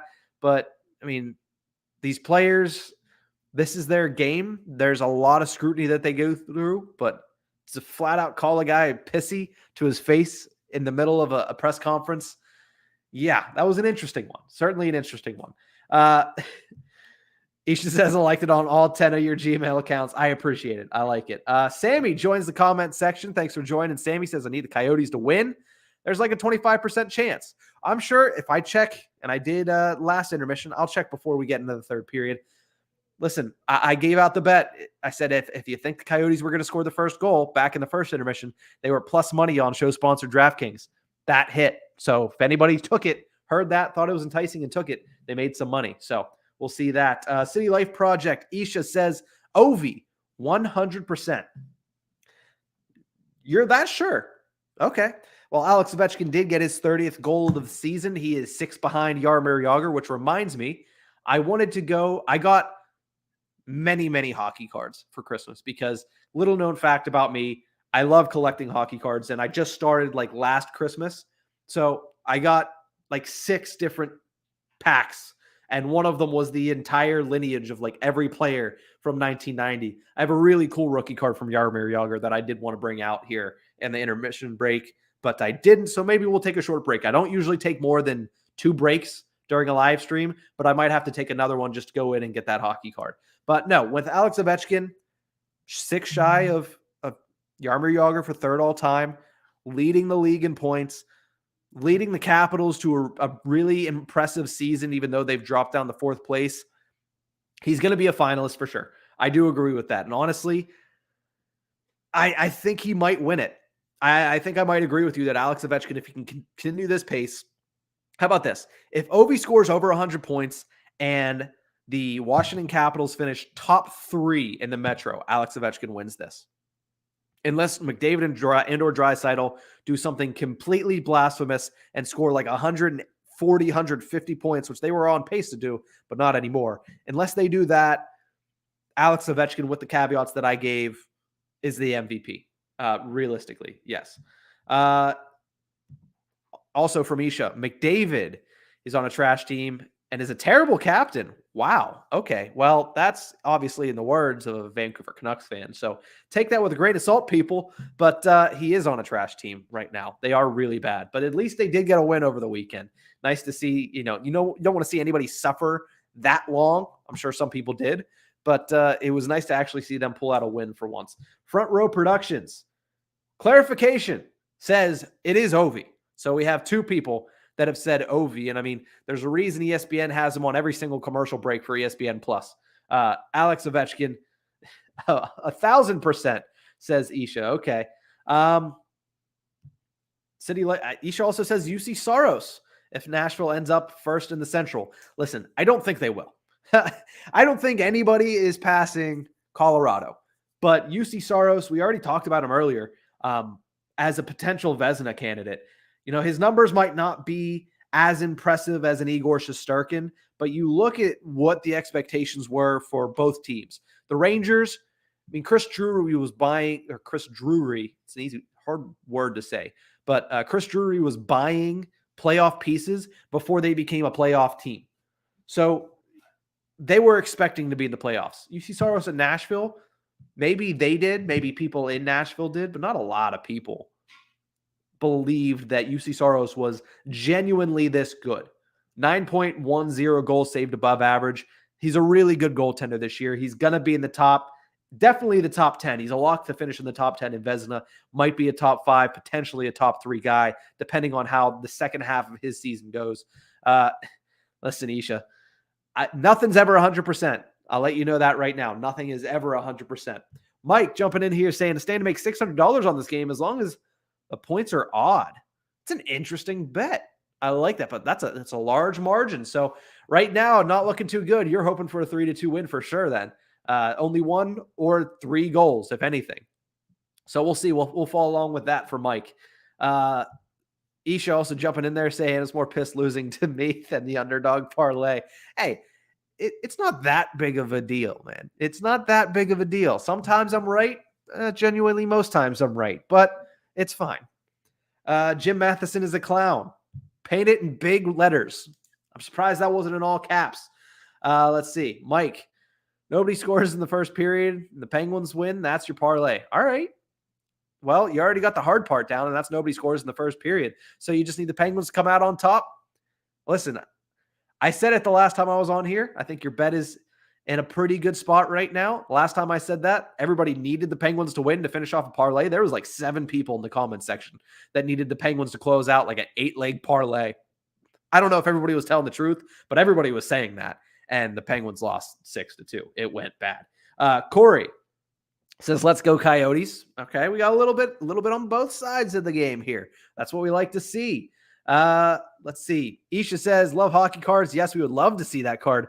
Yager's amazing, but honestly, late 30s, one of the best players in the league today, and hands down, the best scorer of all time. I don't disagree with anything you said. We're at a very fun time in the National Hockey League right now, an unparalleled time, in my opinion. We're in a time where the best players that are aging out right now, if you think about players that are starting to age out, your Sidney Crosby's getting up there in the mid-30s, Alex Ovechkin, late 30s, they're still producing like they've produced. Like they're not slowing down, especially, you look at Ovechkin, he's at 30 goals in 44 games. He's not slowing down. Sidney Crosby has 2 assists today, including a ridiculous no look between 2 people's legs pass.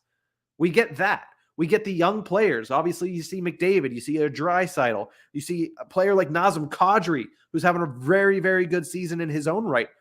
We're getting to see players that we never thought we'd see in the National Hockey League. Kirill Kaprizov just got his 100th point last night. And then we have, obviously, the young guys, the Jack Hughes, the Trevor Zegrases, the Lucas Raymonds. It's a really fun time in the National Hockey League for basically everybody except the Montreal Canadiens, which makes the other 31 markets very happy. Cutie Outcast says, did I see Russ' goal? Yep, just described it a little bit. It was beautiful. Thank you for joining the stream. Appreciate that. And that was a really nice goal. Wow, the third period already getting ready to start. Let me run down through the last couple.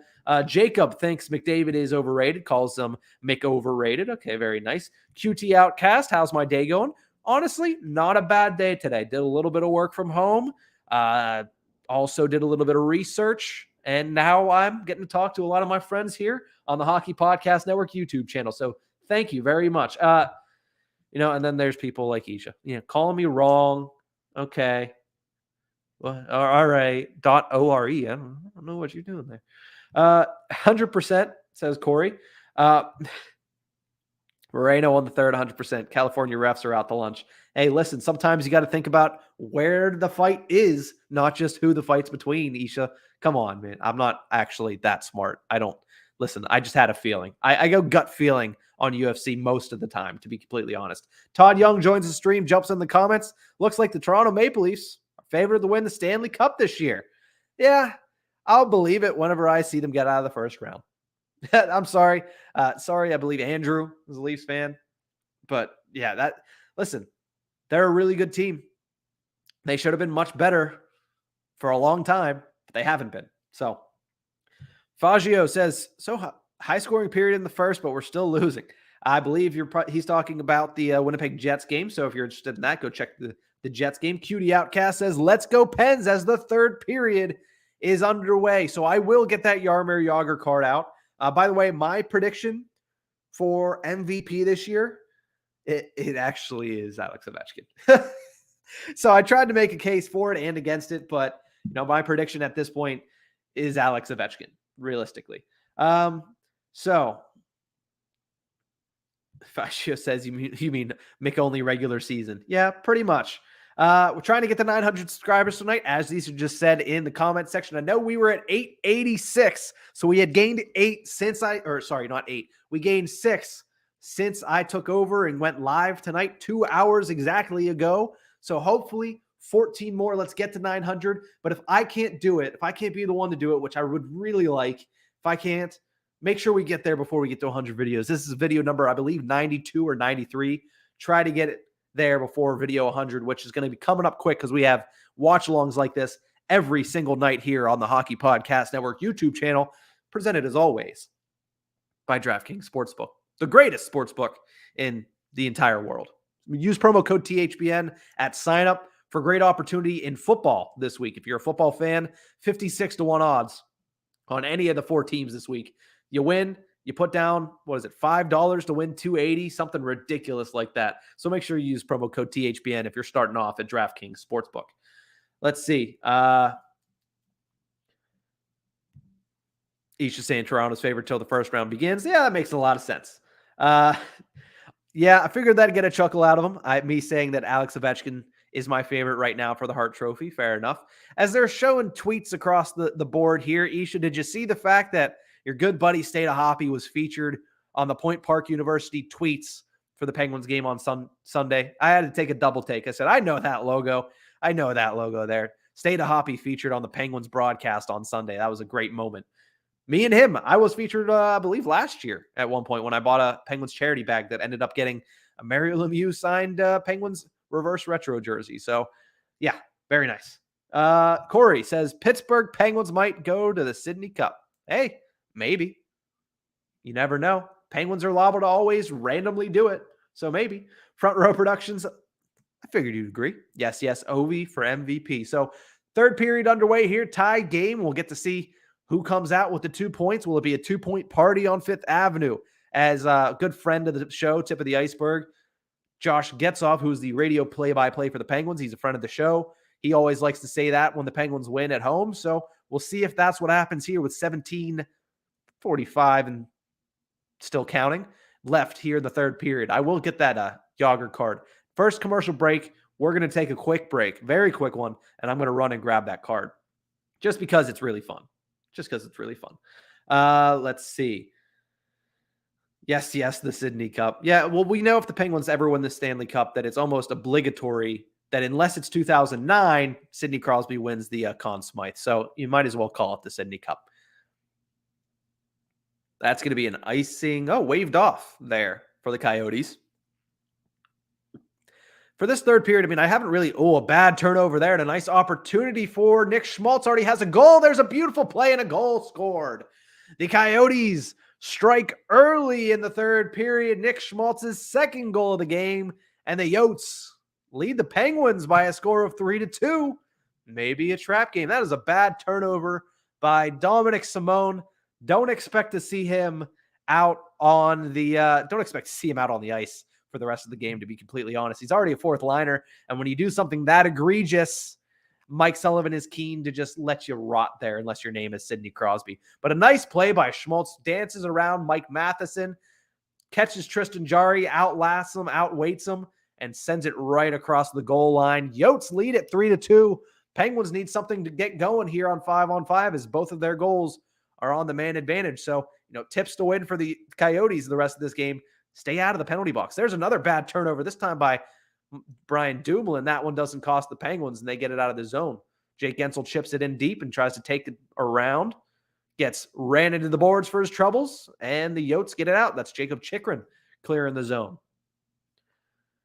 Cutie Outcast, excuse me. The Penguins have been dominating lately. Like win after win, they might have a chance at the Cup. A lot of people are thinking the same thing, Cutie. And right now, though, trailing in this game, 3 goals on 12 shots. Not great, Bob, if you're the Penguins goaltender, Tristan Jarry. Not great at all. But there's a turnover, nice opportunity, and Pavelka with a beautiful save there for the Arizona Coyotes. You got to think that Phil Kessel just wants to get one goal here. He just wants to add one little goal, the little dagger in his former team. You also got to think Alex Galchenyuk, who had a pretty good second period, might want one as well. So we'll have to see. The Penguins have been dominant lately. 16 of their last 18, won 5 in a row. They've had 3 5-game or more win streaks since November. So they've been playing really well, but tonight, kind of being matched by the Coyotes, which not a great thing if you're trying to be a Stanley Cup favorite. John Marino takes it to the zone, fakes giving it to Malkin, then gives it to him eventually. Penguins set up on what looks to be like almost like a power play, but they don't actually have one. Malkin almost turns the puck over. That's taken there by Chad Ruhwedel. Malkin takes it, sends it cross ice, gets it back to Ruhwedel. Ruhwedel tries to send it in on the net. That's not Ruhwedel. That's Evan Rodriguez. Makes a little bit more sense to why his puck possession was a little bit more beautiful than you can expect from number 2. Evgeny Malkin goes out there, finds Rodriguez, who's had a better game. He sends it over. Nice opportunity. McGinn, he scores! Brock McGinn. I just scared the crap out of my cat. Brock McGinn with a beautiful forehand, backhand, nice little pass. Sends it through the 5-hole, and we are tied. Oh, wow. That guy he is decked out in retro goalie gear. I didn't see that guy yet. Have they been showing him all night? I like how there's a goal scored. I'm more interested in the fan that has the weird old beak helmet on. It wasn't even a 5-hole goal. Beautiful shot by Brock McGinn. And all of a sudden, if you took the over at DraftKings, you're pretty safe now. You're at the very least getting your money back here, as it is a 3-3 game. The over, or the total, was at 6 on the outset. So the total has been matched up, and you're going to have to see a 4th goal. So if you had the total at DraftKings Sportsbook over 6, you're going to be a winner. Lots of bets hitting. Lots of bets hitting here. The Beer Sports Whatever podcast. What's going on? Thanks for joining. Oh, thanks for also saying that. I don't know if you say that to everybody else, though. How am I to know? We'll have to see. Avi jumps in. Agreed. The Pens announcer said something earlier that you agreed with. Even when the Penguins aren't playing amazing hockey, they're still winning, which says something.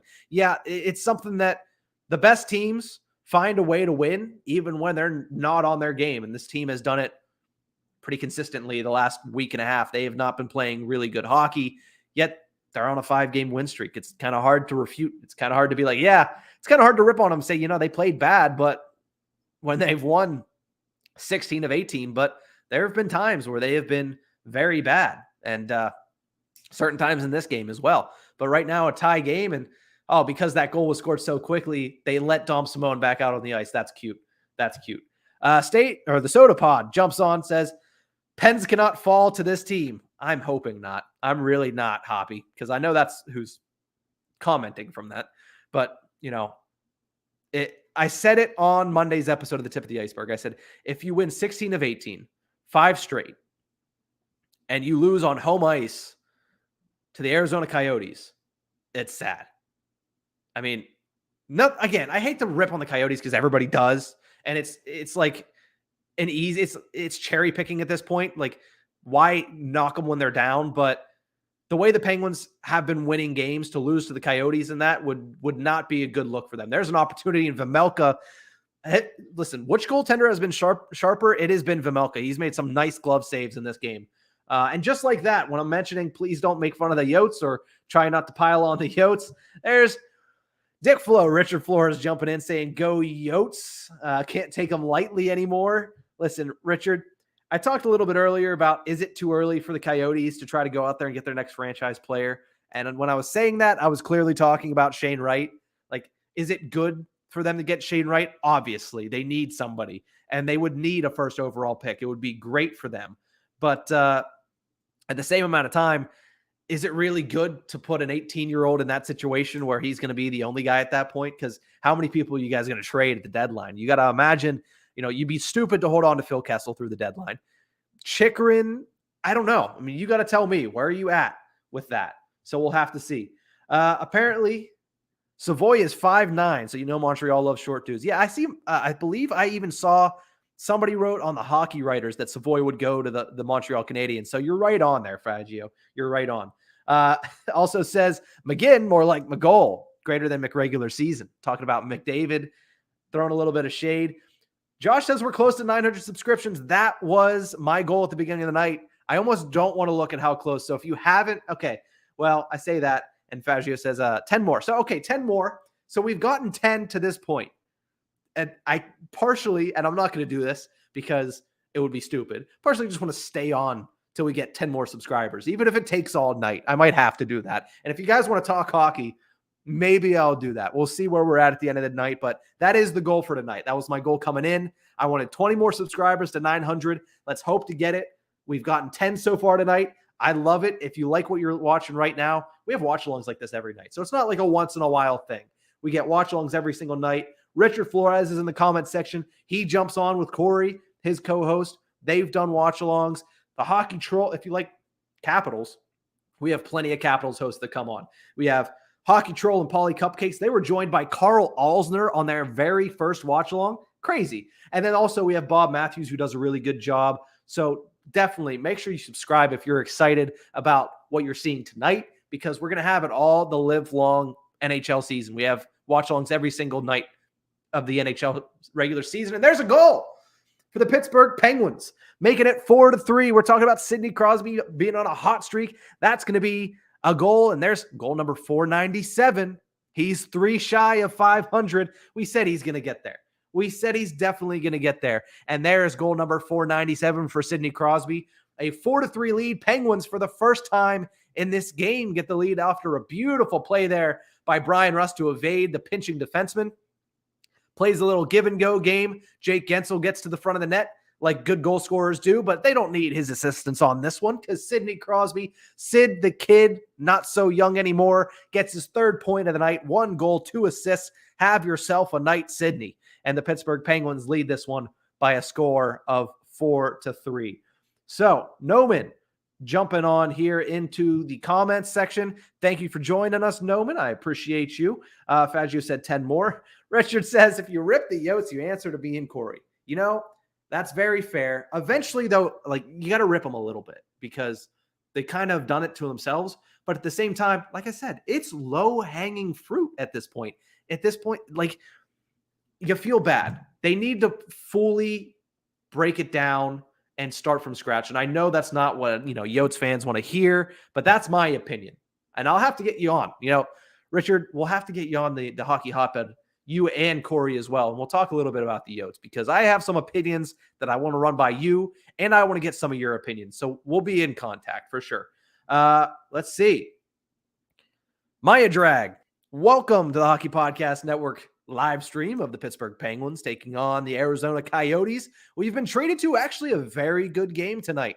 Coyotes have been very game against the Pittsburgh Penguins. In fact, this 4-3 lead is the first lead for the Pittsburgh Penguins in the entire evening. So we're getting close to 900. I'm being told 7 more, getting so close. Is there a Jets podcast? We've had several Jets podcasts in the history of the Hockey Podcast Network. I don't know if we have one currently. I know Skates and Plates was one, which is Winnipeg Jets, as well as a food podcast. So if you like those 2 things, it was a perfect combination. So if they're still in the network, we have them. If not, listen, Isha and Dylan, those boys scout basically 24/7. I'm sure they're on getting a new Jets podcast on for sure. I will double check with that and I'll let you know, Fagio. If not, Isha can drop it in the comment section if we do. Let's see. Hikaru says, did I take the over? I just took the Penguins -1.5. So right now, I need a little bit more work from the boys in black and gold. I didn't take the over, but those who did, they got a good bet right now because they definitely just won. The over was 6. I didn't take it though, Hikaru, unfortunately. Fagio says you better bid on the kid whose name is Sid. Yep. I mean, it's more Sid and the kids now.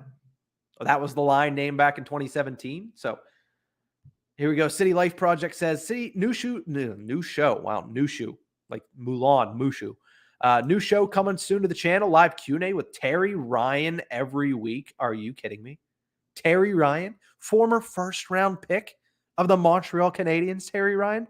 I'm going to have to tune into that. Like, religiously. Like, I'll be with everybody else in the comment section. I'm in there for a lot of watch-alongs, but I'll definitely be in there to talk to Terry Ryan, try to get some questions for Big Terry. Weird Drag says, Crosby a bad player. Well, I don't know about that. 3-point night tonight. He's pretty good. Let's see. Richard says we'd love to hop on, preach the Yotes gospel. I mean, it's what we like to see. We'll have to get in touch. I mean, trying to open some things up, but I'll reach out to you probably in the next week for sure. So if you want to see Dick Flo join the hockey hotbed. Keep an eye out for that because that'll be coming up soon. Let's see. Mike had Pittsburgh money line and Pittsburgh -1.5. So you're halfway home there. Need the Penguins to get maybe an empty netter, maybe score before the empty netter. We'll have to see. But as of right now, at least you're looking good on one of your two bets. And that's what we like to see. And you're trending in a positive direction. And it is Skates and Plates by former TSN radio personality. I knew Skates and Plates was on there. I was wondering if they were still on there. I don't know. You know, I try to keep track. There's so many podcasts. Sometimes it's hard to keep track. Not going to lie. Miro Drag says Ovechkin is the best. And Verana. Well, Jacob Verana, I'm sure the Red Wings are ready to get him back in the lineup. They've had a good season, and adding him would just make it even better. The Yzer plane is in full effect there in Detroit, as I've said all year long. Faggio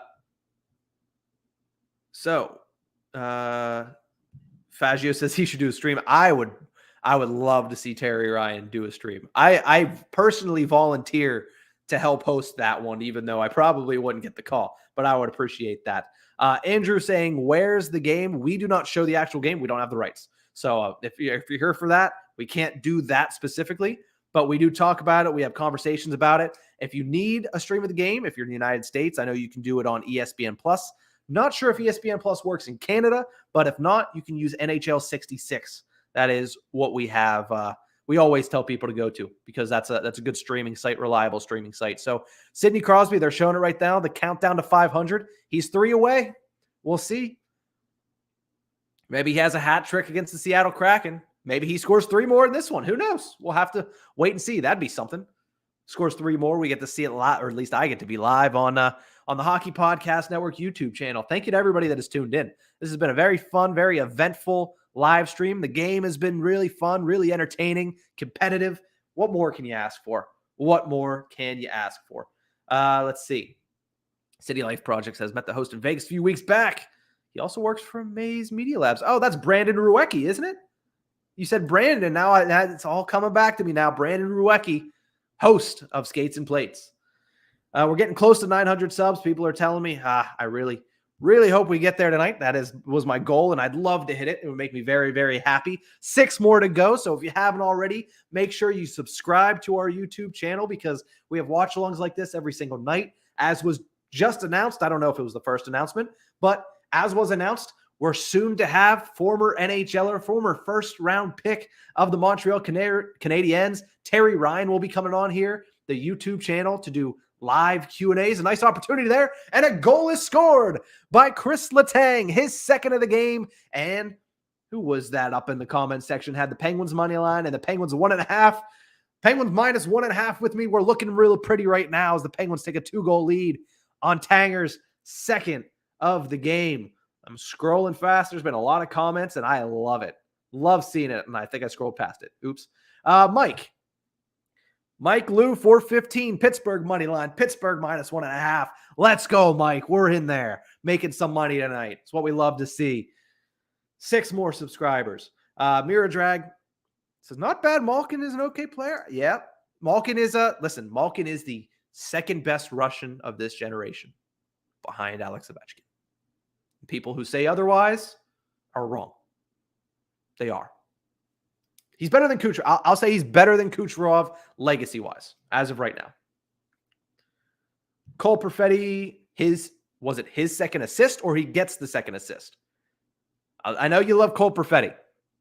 Obviously, he's your background and he's your picture there.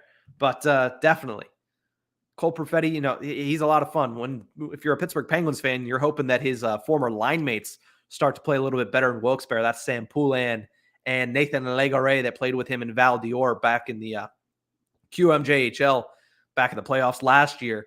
Perfetti's already up in the NHL making some waves, and those two guys are struggling in the AHL. So if you're a Penguins fan or a Penguins backer, you're hoping that those guys can start to play like their former line mate has. And Ish is going to come in here with this blasphemy. Kaprizov is better than Malkin. Yeah, you come to me with that. And no, not yet. Maybe one day. Actually, no, he's never going to be better than Malkin. I don't know why I even said that. I love Kirill Kaprizov, and don't make me be upset about Kirill Kaprizov. Don't make me talk bad about Kaprizov because you know how much I love him. But he's not better than Evgeny Malkin. Faggio, that's Perfetti's second assist. All right, like what we're seeing early on. Richie says, sorry, I got another one. What are my best bets for conference championship on Sunday? You know what? It's a good question. And we're at 7 minutes here. I still haven't gone to get those hockey cards. So you know what's going to happen? The next commercial break, I will definitely do it. It'll be the last commercial break. I'll go get that Jaromir Jagr card. I promise. My best bets for the NFL. And I know this is primarily a hockey thing, but we've talked a little UFC. Let me look at the lines right now. Chiefs -7 right now at DraftKings. Rams -3.5 at DraftKings. I would take the Rams -3.5 right now. The 49ers defense was great against the Packers, but the Packers always suck in the playoffs. So I don't think they're going to be able to slow down Cooper Kupp and OBJ. So I would take the Rams -3.5 as of right now. Also, thank you for using Burlow's best bets. I'm trying to get that off the ground. I appreciate that. Rams -3.5. And I would take the over in the Bengals and the Chiefs game. That's where I would go as of right now. Obviously, line movement can change a lot. It's only Tuesday, but 54.5 is a high line. But you watch the game these two teams played last time in the regular season late, and you watch the way the Kansas City Chiefs have played and the Bengals have played in the playoffs, not far off. So over in Chiefs Bengals, and then take the Rams -3.5. That's where I'm sitting right now. Opportunity there for Brian Boyle. And this is becoming a route. Brian Boyle goes top shelf where mama hides the cookies. And it is a 7 or 6-3 lead for the Pittsburgh Penguins. That Pens -1.5. Speaking of Burlow's best bets, Pens -1.5 is my only bet tonight. I didn't post it on Twitter because I was getting ready for this. Forgot to post it. Some nights I do. But Penguins -1.5 was my best bet. And right now, looks like I might be making some money. It's what we like to see. Let's see. Isha says, real talk, Colvey is up there too. Yeah, contract stuff aside, he was amazing. Yeah, Ilya Kovalchuk will always be one of the greatest Russians of all time. And nobody's going to take that away from him. But honestly, I think the dominance that Evgeny Malkin showed, I think a lot of people are forgetting. And I really, it's revisionist history, but I really would have loved to see what Evgeny Malkin would have done when he wasn't in the shadow of Sidney Crosby. Like if he would have played for a different team, I wouldn't trade that for anything. I love the fact that his career, his legacy will always be in Pittsburgh, but I would have loved to see what he could have done on his own. Obviously, when Crosby was out, Malkin was always top tier, but we'll see how that goes. In the aftermath of his career, we'll see what people think of him at the end. Cole Perfetti greater than Cole Caulfield? I don't know. Cole Caulfield's had a bad season, so only time will tell. Trying to get to 900 tonight as the City Life Project, Isha, my boss, has said. That's been my goal all night long. I know we're about 6 or 7 shy. Get us to that 900 subscriber mark. I would truly appreciate it. And thank you to everybody that is tuned in, because I know there are a lot of people that are already subscribers that are tuned in. Love seeing all you guys in the comment section. It really feels like I'm sitting down with a bunch of my friends here to watch a Penguins game and to talk hockey. It's a lot of fun. It's the reason I love doing this. This is the 3rd time I've done it this month. I'm going to try to do it more often if I can. I wasn't planning on even doing it tonight, so I'm glad I got to come on, talk to everybody as well. Isha also says, loves Brian Boyle. Mira Drag says, who do I think will win? Well, at this point in this game, Brian Boyle between the legs, never mind, not what I was going to say. Old hockey lingo, not going to happen. Top shelf, where mama hides the cookies, and it's a 6-3 game. They're going to commercial break, so I promised I was going to go do this. I'm going to take a really quick break, and then I'll be back with that card. Maybe.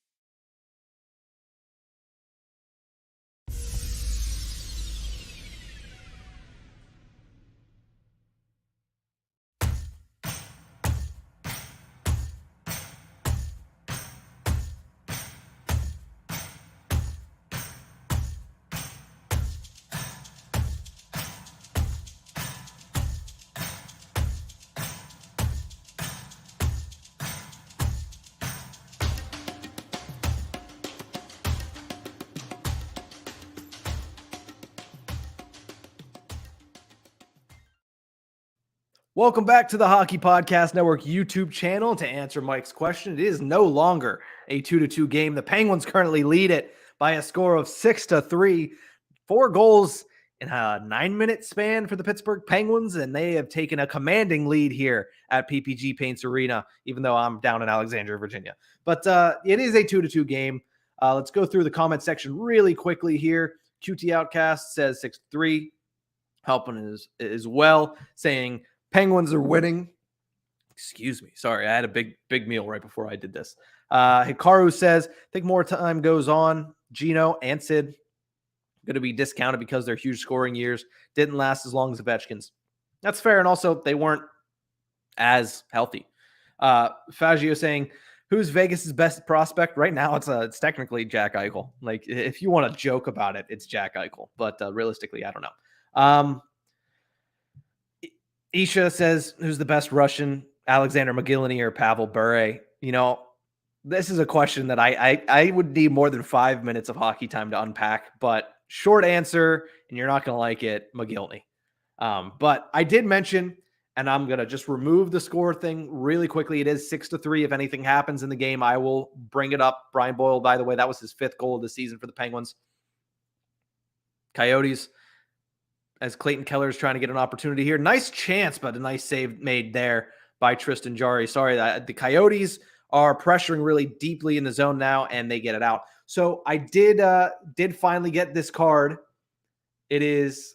Jaromir Jagr, first-round draft choice in 1990. It is a draft card for good Jaromir Jagr, obviously. No stats on the back because it was from right after he was drafted. Got a bunch of cards like this. And honestly, it brought me a lot of joy being able to open it. So, yeah, that is my new Jaromir Jagr card, and I love it with all of my heart. So, if you like hockey cards, that was for you. But let me bring up the score right back again. It is still 6-3, so nothing has changed. Just over 4 minutes to play in this game, 6-3. The Penguins take the lead, looking to win their 6th straight and looking to continue to battle with the New York Rangers and the Carolina Hurricanes for the top spots in the Metropolitan Division. Defensively, the Penguins have played well. The Coyotes haven't gotten much going, so we'll see what happens with what happens with the Arizona Coyotes going forward.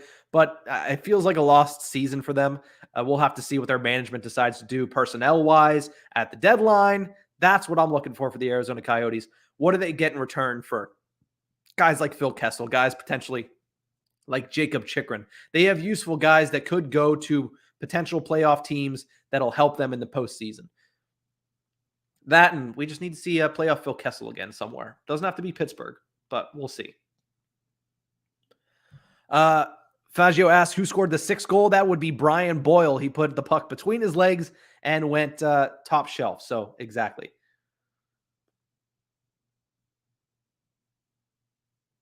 Let's see. Ron says, what a beauty of a card. Thank you. I'm very actually happy about this one. I saw this and I got very excited. There was also a couple of nice Mario Lemieux ones. There was like 6 Wayne Gretzky ones. It was literally like all the winners of the trophies that year, so it was great. But 252 remaining in the 3rd period. We're closing in on 900 subscribers. I don't want to check because I know it's very close. So if you haven't subscribed already and you'd like to, tonight's the night. Help us get to 900. We're closing in, getting so close. Alex, and then we'll see if we can get there here in the next 3 minutes. Then I'll do a little short post game to try to milk a little bit of time and try to get one. So Isha says McGillney should be in the Hall of Fame, but come on. That's like saying Nick Backstrom is better than McDavid. That's a bit of an overstatement.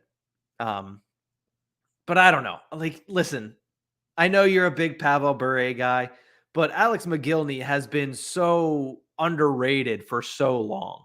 So I don't know. It's close to me, but I do give the edge to McGillney. I'm sorry.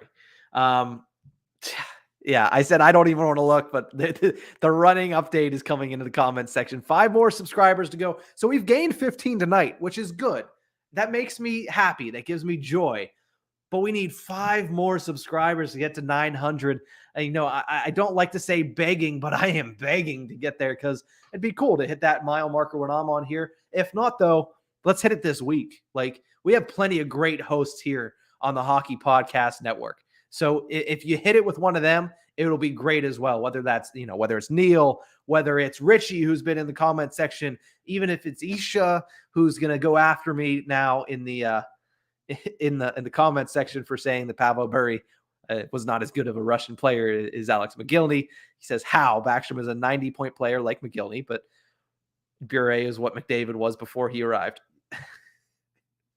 I wonder, I don't know. I think Mogilny is better, man. And if you haven't gotten onto the point that I literally am doing this to irritate you because you have a Pavel Bure bobblehead on your desk, I'm aware of this fact.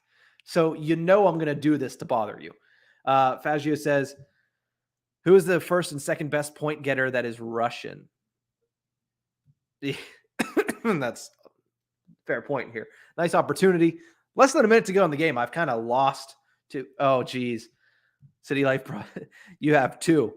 I guess I haven't been paying enough attention lately. I knew you had one. You had one the second you got there, but you have two now. So yeah, exactly. It's almost as easy as making fun of and digging on the Arizona Coyotes. It's cherry picking, to be completely honest. Mike is not happy about something. I thought you had the Penguins -1.5, but I know a Matt or Mike did somewhere up close, but 17 seconds left. Fazio says it's a trivia question. Who is the first and second best, highest point getters that are Russian in the National Hockey League history? Ooh.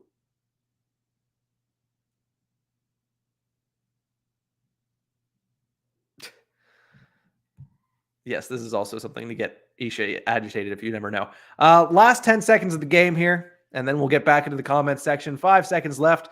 Fans are on their feet at PPG Paints Arena. The Penguins are going to lock up their 6th consecutive victory. 17 wins out of the last 19. Not the prettiest of games, especially for goaltender Tristan Jarry. Coyotes were game for the most part. But at the end of the day, the better team prevails in this one. Penguins by a score of 6-3. Not a good game for Jarry's save percentage. Very true. When you talk about going into the Vezina Trophy finals, you don't want a game like this on your resume. But at the end of the day, Tristan Jarry probably doesn't care. Jarry's probably happier that they got the win. Lunafall jumps into the comment section, says, yo, what's going on? Thank you for joining the Hockey Podcast Network YouTube channel stream of the Penguins and the Coyotes. Getting close to closing time here on the stream.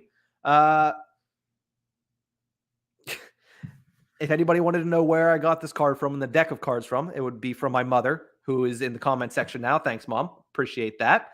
Let's see. Maybe Isha can help me. Yeah, Isha, I got to need to phone a friend here. I don't, first and second all-time Russian scoring. It's probably not Ovechkin yet. I feel like it's Fedorov for some reason. I'm thinking of that might be wrong. I don't know. I'm lost. You got to tell me. I'm lost. Either I'm not gonna look it up until after. And Isha, little known fact, my mom has 2 favorites on the Hockey Podcast Network, none of which are me. The one of them is Neil Villapiano, and the other one is you. So realize that you and Neil are above me on Kathy Berlansky's power rankings of Hockey Podcast Network hosts. So she is the real MVP, and she is a big fan of yours as well as Neil's. So just little known fact there for everybody as well. Isha, you're my last chance here. You got to let me know who the top 2 Russian scorers of all time. Oh, I think I just unplugged my microphone. That's better. I'm sure I'm embarrassing her. But no, top 2 Russian point getters. I don't think Isha's going to help me out here. I think he's ignoring me. We got to figure it out. But while we do that, let's wrap up this game between the Penguins and the Arizona Coyotes. But the Coyotes were game, even though they didn't really show it on the scoreboard when it came to shots on goal and everything like that, but able to get 3 past Tristan Jarry, better than a lot of teams can do. 6-3, the final score for the Pittsburgh Penguins. Shots on goal, 36-16 in favor of the Pens. Block shots, 14-7 in favor of the Arizona Coyotes. 3 penalties taken by the Yotes, 2 power play goals for the Penguins, 2 penalties taken by the Penguins, 1 power play goal for the Arizona Coyotes. Hits 32-22 in favor of the Yotes. Faceoffs 26-24 in favor of the Pittsburgh Penguins. Sidney Crosby is going to be my first star of the game. He had a goal and 2 assists in this one, even though Brian Boyle had a beautiful, beautiful goal there at the end. Sidney Crosby takes home my first star. Third star is going to go to Karel Vejmelka. I thought he had a pretty stunning game for a goaltender that gave up 6 goals, to be completely honest. Okay, see, I was right with Fedorov then. Ovi is really up there already. I mean, I guess I shouldn't be that surprised. But Ovi is first and Fedorov is second. Okay, so at least I got Fedorov. Am I going to get some credit for that, Fazio? Like, do I get some credit for that? Because, and Isha cheated. Okay, fair enough. Isha cheated and said he's looking. So, Fedorov, if anybody wanted to know the answer to that trivia question, thank you for it, Fazio. I mean, you made me look bad, but I appreciate it. You keep me humble. I got to have to do my research, do my homework. Fedorov and Ovi. Fedorov has 1,179 with a .94 points per game. Ovi has 1,197. So just recently. I'm surprised that wasn't made a bigger deal. But I guess with Ovi chasing Gretzky's record, they're not going to really care about, Russian records. But still, that should have been made a bigger deal, in my opinion. I didn't see much of it. But Aunt Debbie, checking out. See you next time. Thank you for tuning in for the entire time. She tunes into every single one of mine, as a lot of people do in the comment section. But that is going to do it for this game. Like I said, third star of the game, Karel Vejmelka. Second star of the game, let me pull it up here. I had it on my notes app on my phone. I got to really do everything in one area. My desk that I move out to the living room to do these is an absolute mess at all times. Let's pull up the score and the box score here to talk about it. Oh, yeah. Second star of the game, Chris Letang. That's who I had. 2 goals in this one from a defenseman, nonetheless. Listen, Ron joined earlier. I don't know if Ron's still in here, but if he is, he said the first goal for the Penguins would be a defenseman, and we kind of forced him to take John Marino. But at the end of the day, Chris Letang did score 2 goals, so we'll give him a little bit of credit for knowing a defenseman was going to have an impact in this game. Fazio says, thinks the USA will be interesting. Who's the highest point scorer that has represented the US of A, if you can read it in time? Highest point scorer that has represented the United States? It's just meaning the highest point scorer for the United States in history. Okay. Is it Madonna? I don't know. Ron says I knew it. Of course he did. But let's go down through the goal scoring while we wait on the answer to Fazio's question. I would say Mike Modano is my guess. I don't think that's it, but I'm gonna guess Mike Modano. Mainly because he's my favorite American-born player.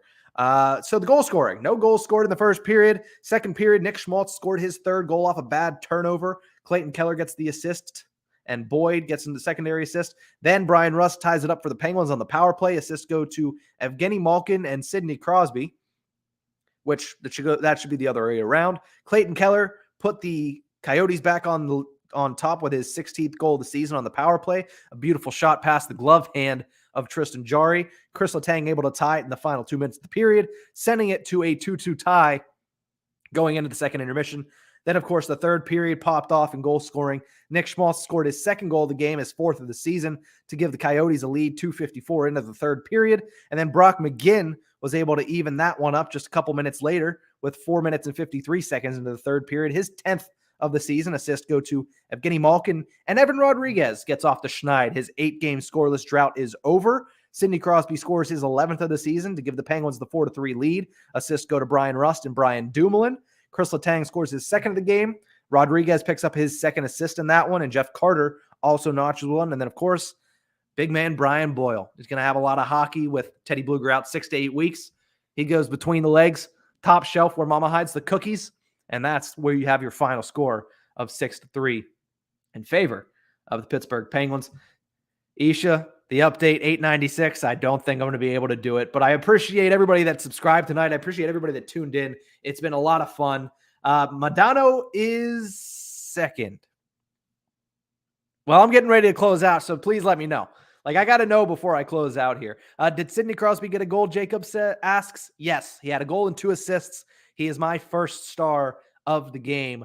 Modano is second among U.S. point scorers in NHL history. Who is first? It's probably obvious. I'm not going to lie. It's Brett Hull. Yeah, it was obvious. You know what? I got to brush up on my trivia. That's all that tells me. Faggio got me on this one. Next time I join, I'll have to be brushed up on my trivia. You bring this heat and these questions again because I'm excited whenever I get it. Brett Hull first with 1,300 plus points, and Modano has 1,100. Sounds about right. Hull is Canadian. Is Brett Hull Canadian? I don't know. When it comes to Canadian versus American, I'm looking this one up. Like I didn't cheat on the last one, but I honestly thought it was Modano. I didn't really honestly think I guessed it. Players. This is awful radio, but we're almost done anyway. Yeah, Brett Hull. And then Mike Modano. Yeah, Brett Hull with 13,000, or not 13,000. Jeez. Yeah, it's a little late. I need to get off this stream. Brett Hull leads all U.S. born players with 1,391 points. Mike Modano, 1,374. 15 off. 15 off. He's a dual citizen. Yeah, well, he has an American flag next to him on this website, so that's where we're going.